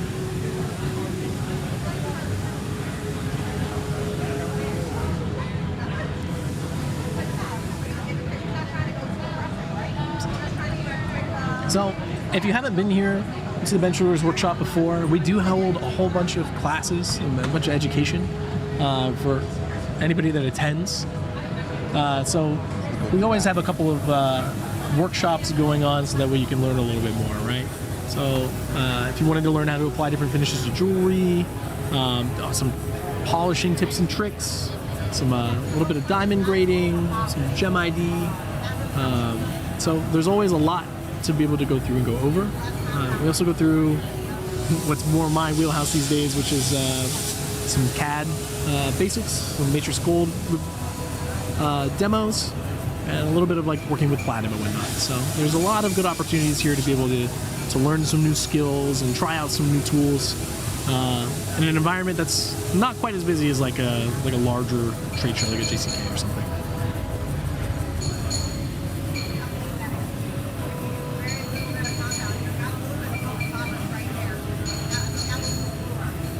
And you might be able to pick it up. I can hear it a little bit. It's the some pinging of a steel hammer hitting something. It might be brick rounding something out. 'Cause I can't see Brady as of right now. But he already did his round out and everything. He shouldn't have a whole lot left to do on that front. It looks like Aaron is coming across with his ring in the ring vise. I see Mike's arms coming in.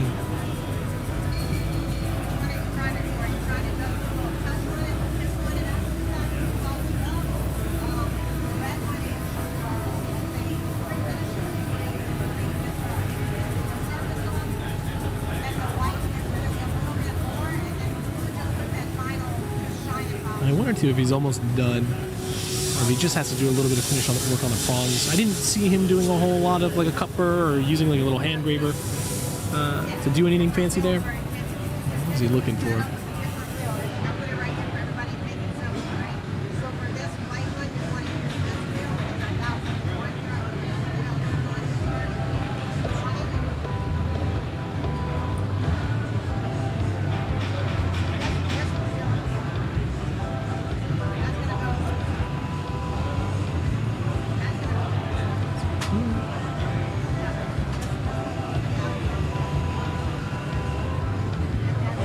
Here we go.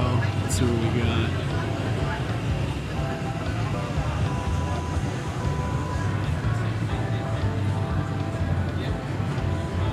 Probably just taking a once over to see if there's anything left to do.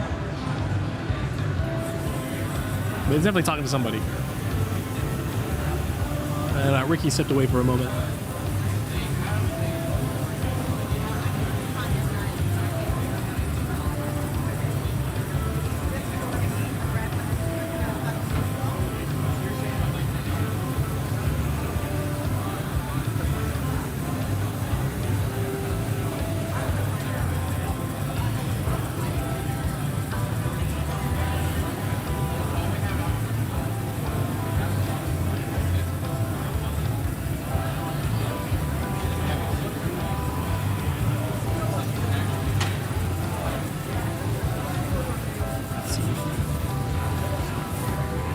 So Aaron's looks like he's almost done. He looks like he's finishing up.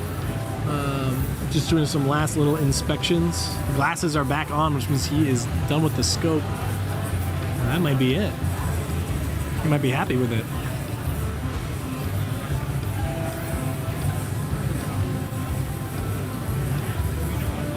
And we'll get a handful of the competitors back here for an interview once they're completely done, just hear what they thought about it all. And nobody's at their bench. That's fine. They're somewhere else. They're working on it still. Yeah, I bet they're definitely out there polishing. Here's some steamer, so they're definitely cleaning it up. And it depends on how much compound you got to use too.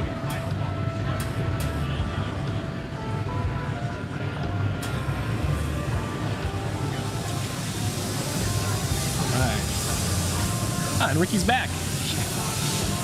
Had to take a little break. Where are we at? So- Anything exciting happened while I was out? Looks like Aaron is almost done. Okay. He put his glasses back on, which I just assume means that he's pretty much done. Maybe doing like a little bit of a final polish. And looks like everyone's buffing right now, Nice. if I had to guess. They got so much going on here right now. It's busy out there on the floor. You can see how many people are just wandering in and out. People sitting down, taking notes. Looks like there's, you can see people watching a stone setting demonstration on one side, on the right-hand side there. So much to do. So yeah. much to learn. I see Alicia and Mike over there Yeah.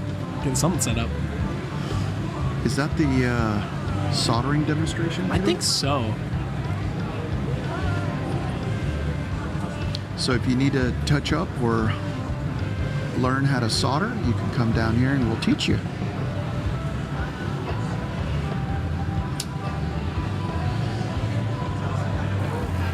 We got a couple of YouTube comments here. Kayla Moody, tell Jason Chandler is past student. Kayla says hi. I know he's doing demonstrations here. We'll find him. We'll go say hi for you.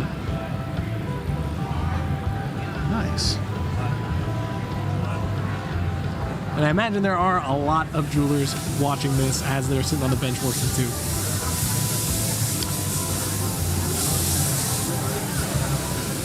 Yeah, and we do have a laser cam. They're just not using the one laser that's set up with the laser cam, unfortunately.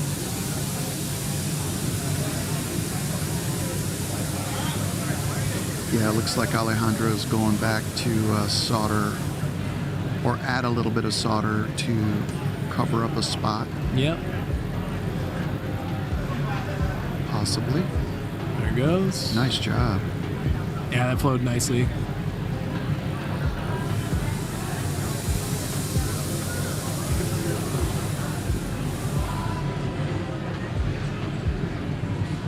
I could do it. I did it last time. You did it last time? You interviewed them last time? Yeah, I could do it if If you want to. no problem. No problem. Okay.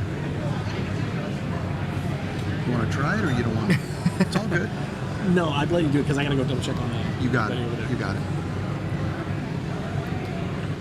Also, Ricky, you might be able to get a little bit more into the minutia than me. Yeah, no problem. No problem. Oh, it looks like he's retouching it up again. Yeah, absolutely. Retouching it up, rerouting it out a little bit.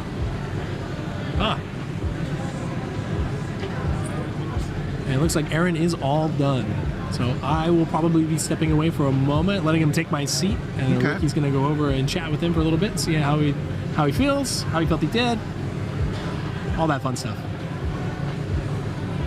And Alejandro here is getting everything situated. Now he's got a nylon block. Oh, he's probably going to straighten out his shank. Yep. He's going to tap it There you flush. Yeah. Yeah. So any reason why you'd be using the nylon brick over using the steel one? Well, like you said earlier, remember whenever you were using the stainless steel and tapping it with the steel, it's going to leave those divots. Same here. He's just trying to form it Gotcha. so that he doesn't leave the divots. It is funny to see how everyone handles all of their equipment too. When I was rerounding shanks, I learned you just put it into your seat and then put your thumb over the tip and then hold it up against your chest. And if it's Right. thumping against your chest, you're doing it right.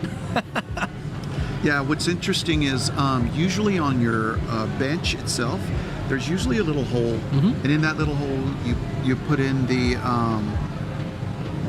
The mandrel. The ring mandrel. And that's how usually I would round something out, because it's able to stabilize, you're able to hold it, and then you're able to tap. But sometimes you definitely want to do it by hand like this. If it's something very delicate, you might want to do it like Alejandro's doing it.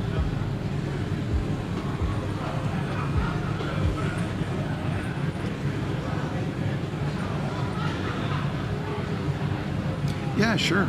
All right, and it looks like we're gonna have Aaron here. Looks like he's all finished up, and Ricky's gonna give him a little interview. So I'll step away for a few minutes. Wow. And wow, that does look gorgeous. Want to come sit right here, Aaron? Put these on. You're a movie star now. I'm sorry? You're a movie star now. Yeah, Aaron, I'm Ricky Williams. Nice Aaron to meet Ulrich, you. nice to meet you. Aaron, looks like you're from Mitchum Jewelers, Ozark, Missouri. Yep. Nice solitaire. I'm looking at it right now. Tell me a little bit about what you did to start, how you did the shank, and how you came up with not lasering and using solder. Was that you that used solder? I actually used the laser. It's okay. I was thinking of the other. Yeah, Tell me about it. So my first my first thought was, oh great, we're having to retip on a CZ. So I said, well, I'm gonna pull this and Nice. and work on it. Nice. So I started off doing the half shank, and of course just took the measured the stock, see how thick the stock was, and then went up as far as I could for the to match the thickness on the shank, and that's where I cut. Made sure I had enough length on the stock that was provided, and went to the laser, and I rounded it on the mandrel and tacked it, made sure I had the right size, tacked it with the laser, and then went over and soldered it. I noticed, let me ask you this question. I asked this question earlier, and I think they told me that there was no specific size it had to be. Oh. But was there a specific size it had to be? I don't know. I kept it the same size that it was. So Okay, well, that's good. it was That's a 6 1/4 to start, cut the shank, and made sure it was a 6 1/4 to end. Okay, and you soldered it? No Yep, problem? soldered it, Yep. and then once I got that all cleaned up, that's when I proceeded to. Then I pulled the stone and went over to the laser, and luckily they had laser wire over there. And normally I would use a hard solder. If this were a diamond solitaire, I would probably. It just depends on what my mood was. Sometimes I'll laser a tip, or sometimes I'll solder a tip. Gotcha. Do you ever fuse? I used to, but I don't. I've been using Dependent. hard solder. Gotcha. I was taught when I went to GIA. I was taught to use easy solder on tipping, and it just got so porous. It just I would rather use a hard myself. Yeah. And I totally agree with you on that. Yeah. So overall, was it? This is a good question I'm going to ask you, and I know you're going to like this one. The actual bench setup differing from yours. I'm sure I have, whenever I have my bench, I have everything in its place. I have specific little tools for specific little nuances. What did you think about it, and how did it slow you down? Did it mess you up, or you had to rethink everything? It definitely. I mean, it's like I would open the drawer that I know where I keep my mandrel, or I would open the drawer where I keep my it's kind of like my girlfriend and I. We changed drawers where we keep our utensils, and I go to the old drawer all the time. So it was hard getting used to. That was the hard part, not having the tools at your disposal. It's kind of like you know how to ride a bike, but somebody's asking you to ride their bike. Right on. You've got to lower the seat, and you've got to figure out how to change gears. Right on. So no, I like the setup. I was happy that there was a scope because my eyes are going bad, and it's nice to have that security. Okay, so overall, how do you think your solitaire came out? Rating it from 1 to 10. It's you. I'm gonna give it maybe a 7 or an 8. I'm pretty hard on myself. Okay. I might have at the shoulders where I soldered the stock on. I think I went a little, just like a few tenths of a millimeter, too much with the sanding stick. So there might be a little bit of a a depth difference there. But other than that, I did end up recutting all the seats. I know the stone was already set, but I recut them so that they were all equal. Nice. Some of the seats were different, and so that worked out best too. Nice. I was talking to Derek earlier, and the guy that you came up here with, Brady. If you win, are you gonna bragging rights? No. I mean, no. We were helping each other. No, I mean, I was also telling that to Derek. It looked like y'all's methods were very similar to the way y'all did it. Oh, really? Did you teach him, or did he teach you? No, or did we're y'all just both. learn? I've been with Mitchum Jewelers for 20 years. He started. I think he's been there about 4 or 5 years now. But he was taught somewhere else, and we feed off each other. Very nice. We use each other. Very nice. So yeah. I love your piece. It looks really, really nice. Thank you. So we'll leave it up to the judges and see what they say. Sounds I good. appreciate you. Thank you. And thank you for coming. Thank you you. did Appreciate an excellent job. Thank you. Well, that was Aaron. He did an amazing job. His piece looks beautiful. Now we're going to have to see how Brady does, Alejandro, and Brick. Looks like Brady's on the tail end of his also. Probably final buffing his right now.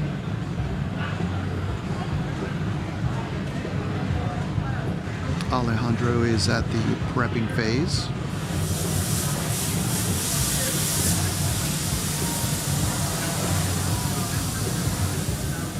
And it looks like Brick is doing some slight tweaks to the shank and the head, possibly.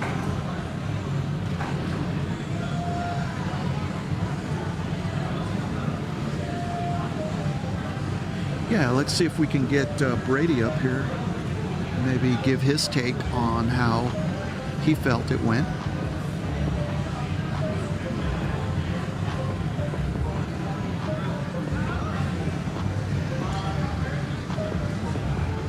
Yeah, Alejandro's still prepping.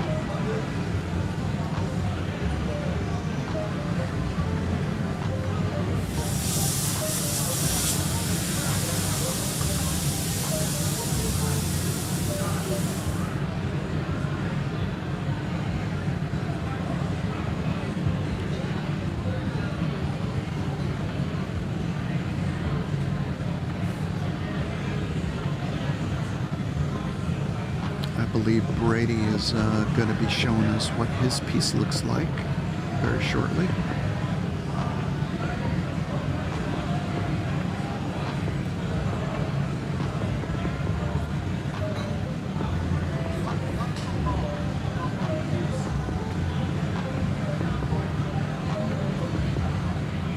Yeah, Brick is still working on his, making some slight modifications, using some round nose pliers.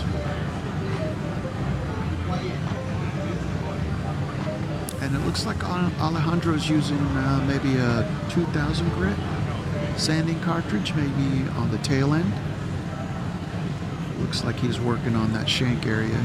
Don't think he's happy with it.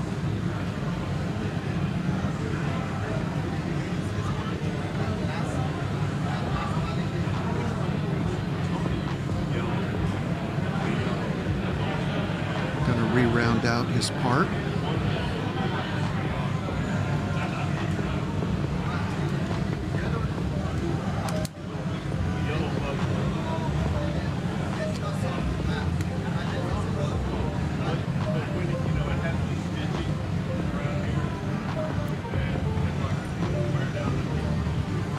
Looks like Brady's going to be showing us his part very shortly. And I'm back for just a minute here. All right. Sorry I left you all alone, Ricky. It's all good. We did a little interview with Aaron, and I'm about to do Brady. Oh, nice. Brandon went to go get him. Oh, perfect. I think he finished. Yeah, it looks like he's all done because I think I saw Mike checking it out, his handiwork. Yeah, but that looks really good. I mean, he did such a great job. Yeah, That Aaron's is is really, really nice.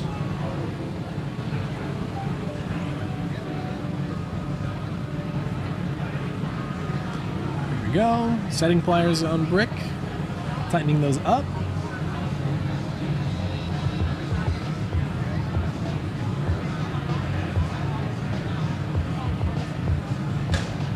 All right, Alejandro switching back to the steel block. Yep.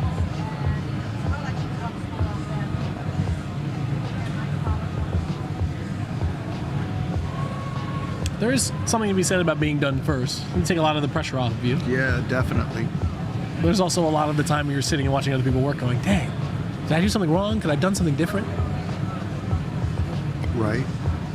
That's true. He felt pretty comfortable with what he did in his interview. He felt pretty good. There's definitely an art to saying enough is enough, because you can absolutely over-polish or overwork something. Absolutely.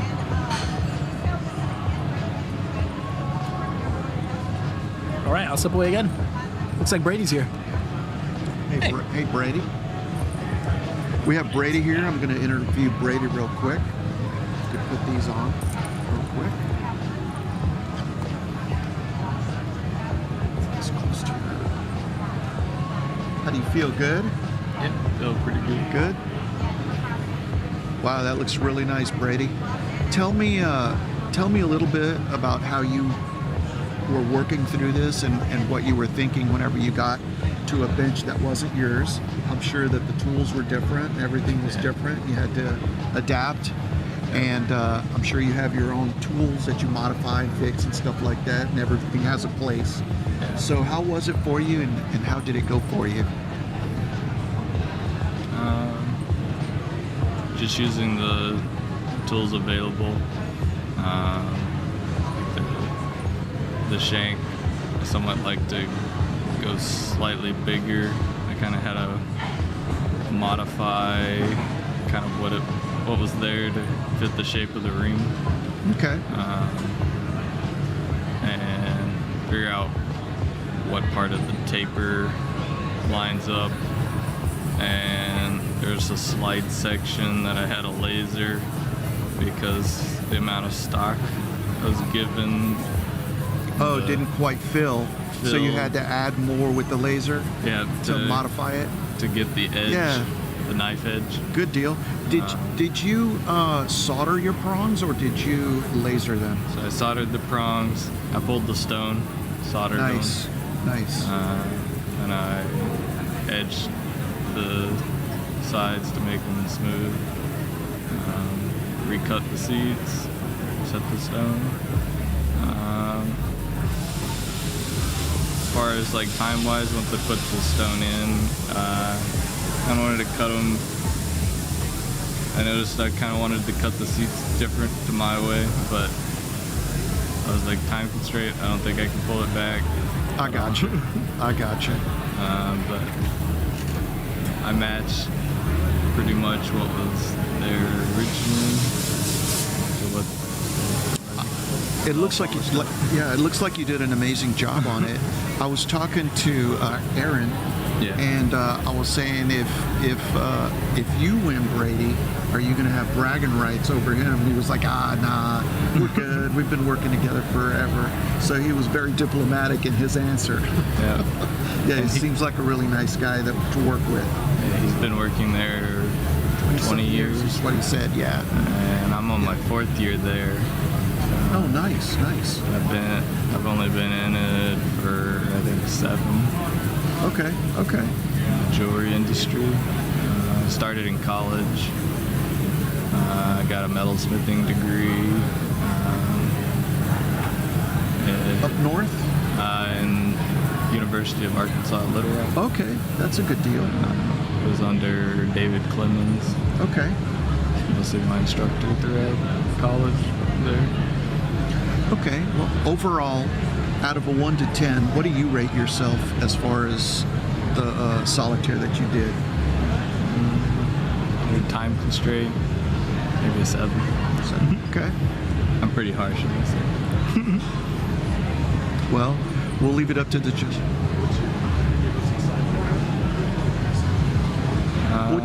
What was the thing that you were most excited about for the workshop?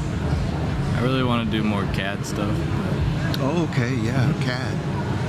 There's a lot of classes that you could take. Definitely come back. I'm excited We'd love for to have tomorrow's you. competition. Oh yeah, yeah.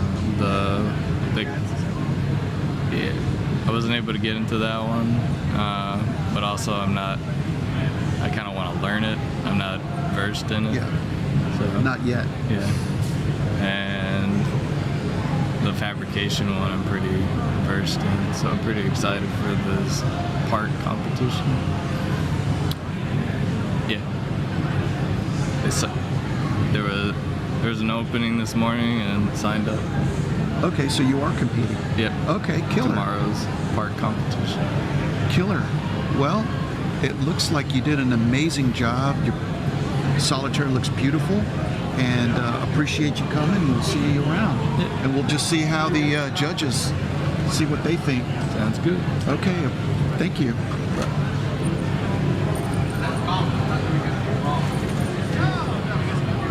Yeah, it looks like Alejandro's back at it, and Brick is back at it too.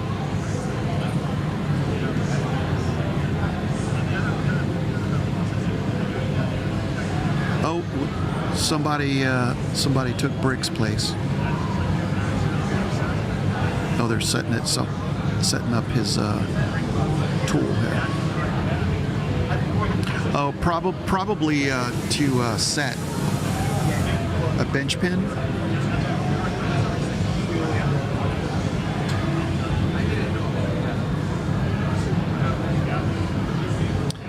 The advantages of that is to be able to put your ring in there, and you're able to turn it in different ways so that you could manipulate it and bring in your flex shaft at different angles, and or if you're cutting something, it's just really to hold it and for leverage.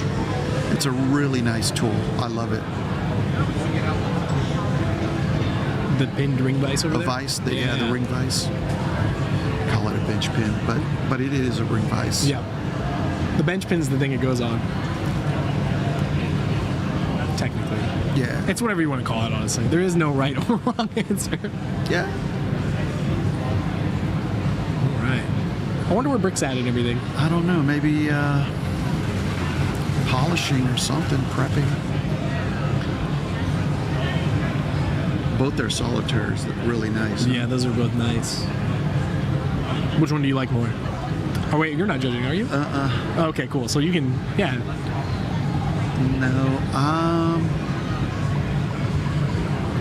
I guess maybe Aaron's right now. Maybe because it's closer and I can see it more easily. That may be it. I like the shape of the prong on Aaron's currently. Yeah, it looks more full. Let's see here. Yeah, there's a lot of meat on it.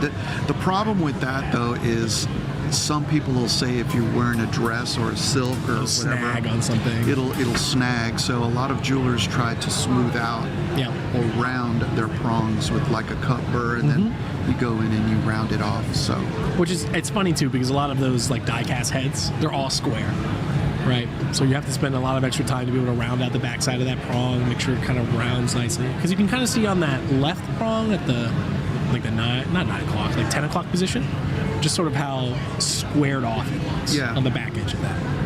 Now, that's not a bad thing, because any metal on top of the stone is metal on the prong, and as it wears out over time, it'll just go away. Yeah.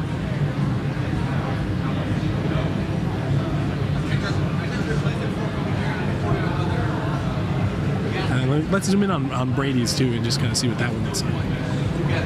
Oh, he definitely took a cupboard to those, for sure. They're much more rounded all the way around.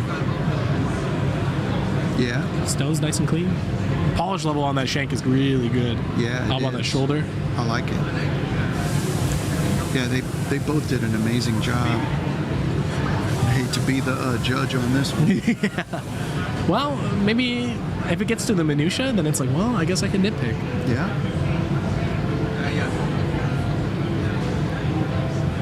You can always find something, especially under a microscope. Yeah.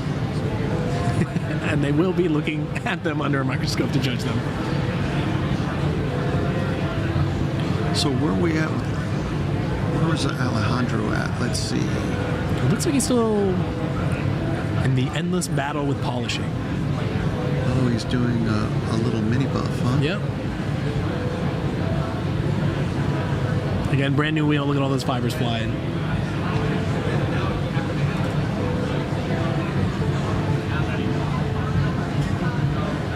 Again, it's always what you're comfortable with, too. So he's all the way down in the drawer as opposed to holding it up on the bench pan. It's 11:33. How much time does he have? It's got about 27 minutes and counting. Which... It looks like he should be able to finish. Absolutely. At the speed he's going. Got the shank going. Got the polish up the head. And then get the stone back in there. Which I can just say really casually, but there are a bunch of steps before that. There we go. Those are some nice files. Yeah. And anything that they're using on the bench here, you can pick up from our tools department. It is available on Stuller.com too. So please keep that in mind. If you see something you're like, oh, that's really neat, I like the way that worked. Or even any of the bench pins, any of the graver balls, you can always pick them up from us. Yeah, ask us in the comments if there's anything you're curious about.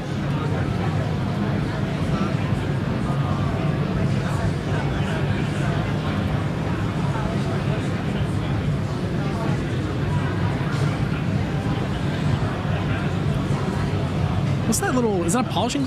Oh yeah. Salvit polishing cloth. Oh yeah. Now I normally only use polishing cloths on silver, just because I know they have I think they just a little bit of compound on them. But I never really use them on gold. But I have seen some jewelers do it. Is there a benefit to doing it on gold?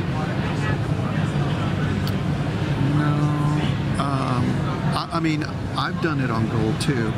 A lot of times those solvents, they'll usually have like a red side, and on that red side there's actual polishing compound on it. Gotcha. And then on the yellow side is more of a polishing, just to take off all the grease or any of the finger body oils and everything. Yeah, exactly. To brighten it up so that whenever you show it to somebody, it's like, wow, that really looks nice. Yeah. And you know what that means? Lunch is now ready. We are serving lunch down in Mall 1 down there.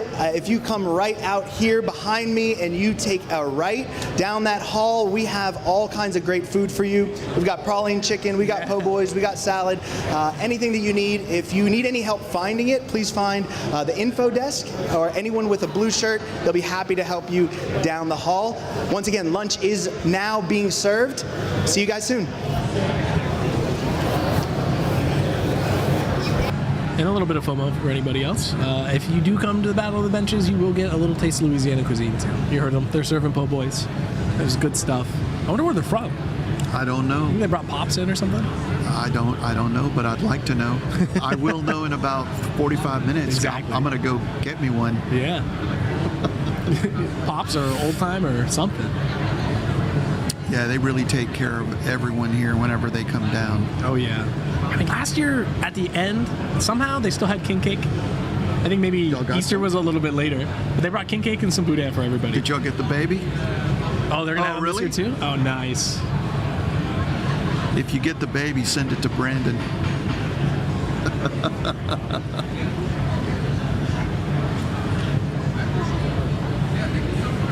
Okay. Yeah. We're going to find out what's going on with all of our competitors, what their plans are, what they've got going. Looks like Brick is still working on it. I can see him talking to Blake over there.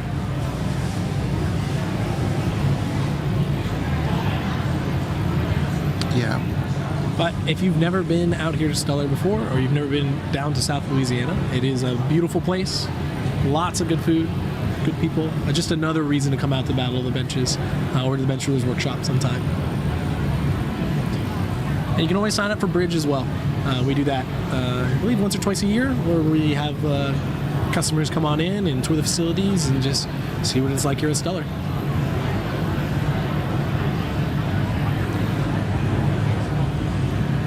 And of if you're a long-time customer or you're new, it's great to put some faces to some names. It's always nice whenever we meet somebody we've talked to over the phone or worked with a lot of times.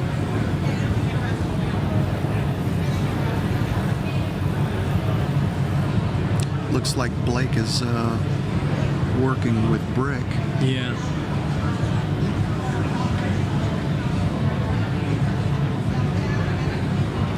Looks like Alejandro's going back. Let's see. I might be doing a little video, a little testimonial or something. Okay. Something for socials. You can see the cattle call came for lunch and everyone cleared out. Everybody ran.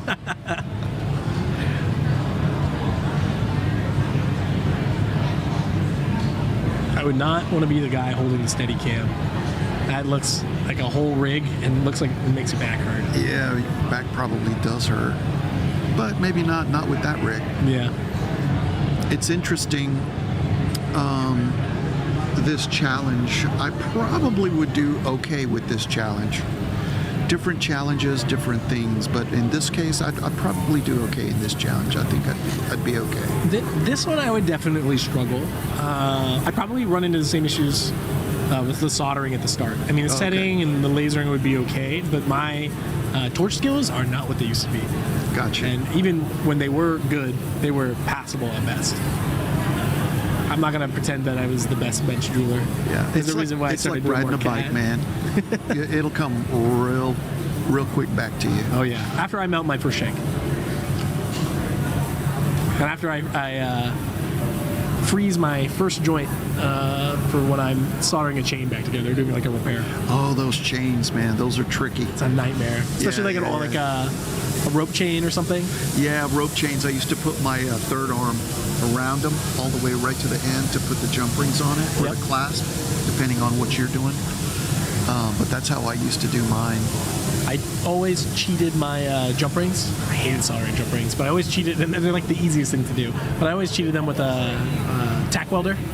So just go through and just zap it with a bolt right in the middle. Oh yeah. Don't really see them too much anymore. They've like definitely a Sparky. They used to have a Sparky. I think. Yeah. They've been replaced by lasers a lot of the time now. Yeah.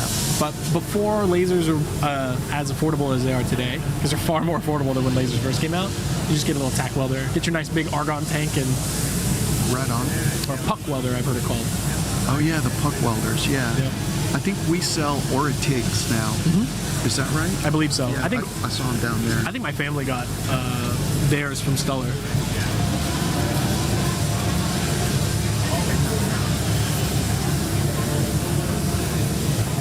It looks like things are closing out here. Yeah, we might be coming to an end of the competition. Yeah. Looks like Brick's got his in there. Okay. Now, he moved quick. Once he got it all together, he moved real quick. Yeah.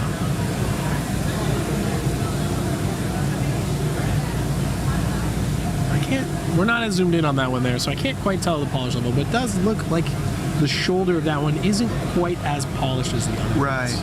I can kind of tell it's a little more dull. That band of light isn't as distinct running across. Yeah. That's true. It might be the lighting.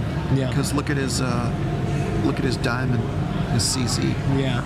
Well, and it's crazy too. You don't need a whole lot of light, and the CZ still sparkles like crazy. I might be able to interview him real quick. Yeah, maybe. If he's finished, if Brandon gets him. That might be what he's doing right now.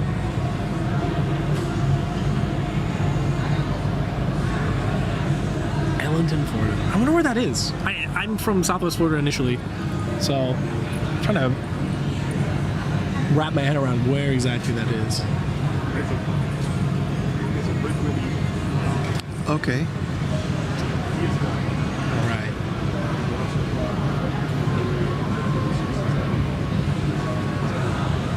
Okay. Cool. So it looks like Brick is finished up. He did go to eat. And then it appears Alejandro, he's finishing up a different interview, and then he's going to come down and sit with Ricky. And we'll go from there. When you're a jeweler here, you're a movie star. Yeah. I think the one time that a jeweler is a movie star. Right? I don't think there's very many jewelers in movies, if we're being honest.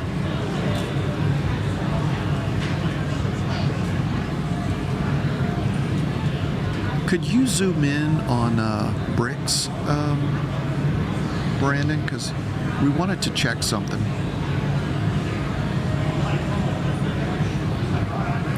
No, it looks pretty go good. ahead.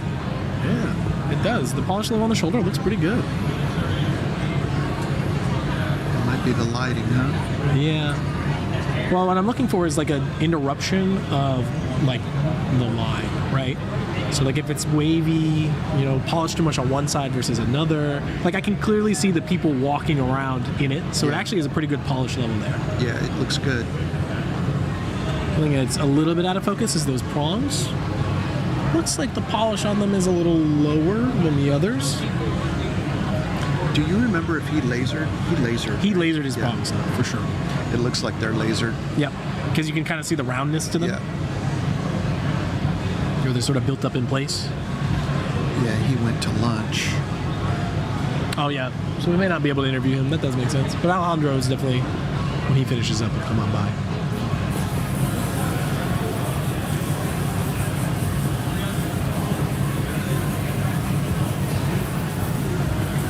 All right, so it looks like we got Alejandro, so give me a minute and we'll have him sit down with us. Thank you. Of course. Here you go, Alejandro. You can put these on real quick. Give you a quick little interview. All right. So, Alejandro, how did it go for you as far as a new bench that isn't yours? For me, if it would have been me, I have my bench where I work is everything has a place, and I know exactly where to go. But usually, in a new place like this, you probably had to struggle trying to find everything. Yeah, the most hard thing for me is the torch thing, because I used to have my torch in my bench, so it made me. I think I have a lot of pressure because all my partners, friends, they start to really quick, and I have a trouble with the ring. I have to change the ring, so I think I lost a lot of time. Being from my bench to the torch, from my bench to the torch. Oh, I see. I see. So it was crazy, but it was a really good experience. I think it's a lot of emotions.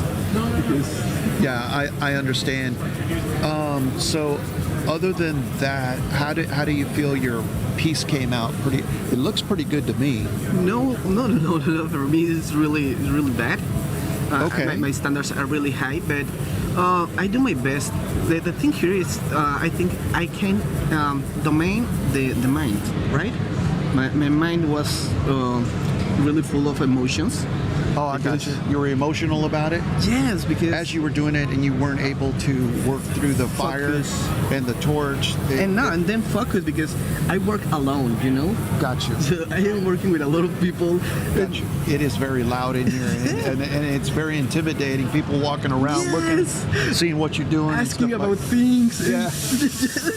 You were doing an interview before you even came here. I'm like, what's going on? You should be working on the piece. But it's cool because you bring the jewelry like a sport, you know? Yeah. And maybe it's like playing soccer in a big stadium, you know? Oh, that's a good analogy, man. Yeah, that's true. That's true. So it's crazy because I don't know. I came from a background because my family have a business and they work for people. Yeah, you know, they have a store. But it's not the same, you know, because you have customs and you can work and they see you while you're doing. But here, they're judging you. Yeah, that's true. Because they're really good jewelers, so you cannot make mistakes because they're big people here. So the level's pretty high, and they watch you, and they're making sure you're doing everything right. So that's intimidating. Lots of critique. It's funny you say that because as I'm doing this, I have my own way of reshanking, and there's 2 or 3 different ways you could reshank something, and and that applies to everything, stone setting and different things. So sometimes, even though I'm more old school in the way I do things, you could use new tools and things like that. And then some of the comments might come in like, nah, you could do it like this, or you could do it, yeah, we could all do it different ways, but it's what you're more comfortable with and possibly what you've learned, you know? Yeah, it's just, I always say like, it's not a unique way to make jewelry. It's the best way that fits to you. Absolutely, I totally agree with that. So that's why I think your bench is so personal space, because you have everything set up just to fit with you. So I think this is not only one way. There are old school, new school. Yeah. There are people that welding with laser. I think the thing here is make your best and the things that fit with you to do the best that you think. I always say it's like writing poetry, you know? Yeah, that's a good analogy. I can teach you how to use a pencil, but I can teach you how to write poetry. Write poetry. Right. Yeah, it's a good analogy. Good analogy. How do you like the workshop and everything that we have here? After this interview, are you going to go back out and maybe go to a class or go look at some of the different tools they have, or go? Yeah, I'm going back. Or go eat. I'm going to go back to the workshop. I want to see the new tools for GLS. Oh yeah, and maybe I can for engraving. Yes, I love engraving. Oh, that's killer, man. Yeah, You're gonna like that. I love engraving, and I will come back to another competition tomorrow to do my best and maybe feel more comfortable. So yeah, which competition are you gonna do? What's the next competition? What's the parts and pieces? Are you going to do that one? Parts and pieces? Parts and pieces, yes. Yeah, yes, nice. Tomorrow. Nice. Yes, I will try to do my best. I am a designer, so maybe I feel more comfortable, more chill. I know now the space. Yeah, so. Yeah, and the bench, and how it all goes down. Yeah, and the people, and the walking. Yeah. I think this is not gonna be my first year because I'm gonna have to come back to get a revenge. And I don't know. I am really excited. I have a really good time. Nice. Well, we appreciate you coming. Oh, thank you. And thank you for the interview. And is there anything you want to close with? No, just about your do your experience so best. far? Share all your knowledge. Yeah. And be kind with another jewelers because you don't have to. We are a big community, so be nice. Yeah. Be nice. Well, thank you. No, thank you. I look forward to seeing you around, and I'll see you next year too. Thank you. Yeah. Thanks. Thank you so much. Thanks.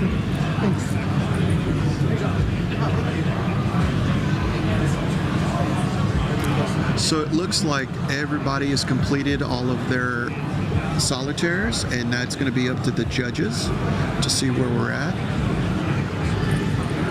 Okay, we're going to go ahead and watch a quick video.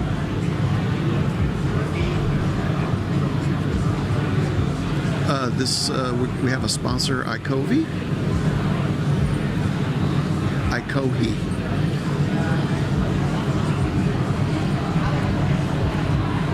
Welcome back, Derek. Thank you.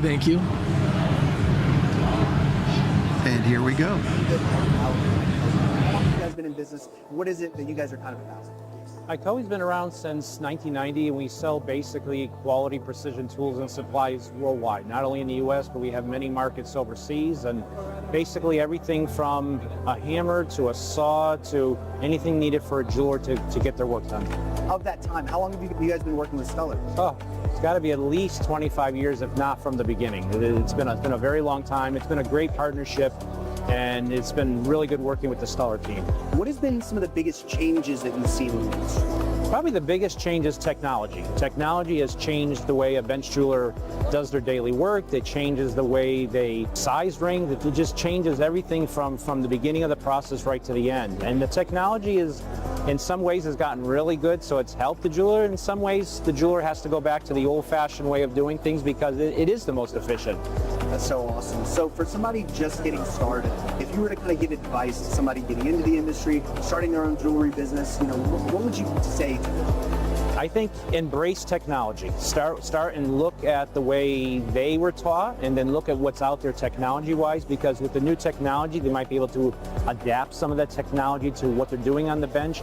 But overall, the technology is what they need in order to do their daily work, and it's basically going to make them not only profitable in the end, but it's also going to find ways of lowering their time on the bench so they can do more jobs. So, of the products that you guys have brought here today, what are you most excited about? Excited about the True Size system. We came out with the True Size system a long time ago, and basically it's been a 100-year-old issue of the rings not matching the mandrel, and then the mandrel will be off, and this and that. With the True Size system, it's in the name, True Size. So basically, the 6-inch ring is going to match the 6-inch size on the mandrel, and I think it's going to help them to make sure that their repairs or the jewelry they're manufacturing or making is precise. Awesome. Thank you so much. Very, very interesting and impactful stuff. Appreciate you guys being out here. Thank you so much. Appreciate it. Sponsoring our bench tours. Thank you. Appreciate it. All right, and we're back. We're just going to wrap up here. Thanks for tuning in to the Repair Challenge, but stick around. 1:30, we're going to start out the CAT Challenge, so we're going to have a whole bunch of jewelers come on back. They're going to be presented with a prompt and a piece, and they'll have to do their best to make their own piece of jewelry in Matrix Gold, and then they'll go ahead and we'll judge all that too. I'm Derek here again, and this is Ricky. And it's been a pleasure having you guys. And the CAT Challenge, by the way, will also be tomorrow as well. So it's a two-parter. It's parts and pieces tomorrow, sorry. Not the CAT Challenge. Yeah, it's been a pleasure. Ricky Williams here, and I'll probably see y'all on the floor, and it's been an honor. Thank you so much, Brandon and Derek, for allowing me to do this, and I'll see y'all either next year or whenever we need to. Yeah, whenever they need us. All right. Thank y'all so much. All right, thank you guys, and have a good afternoon.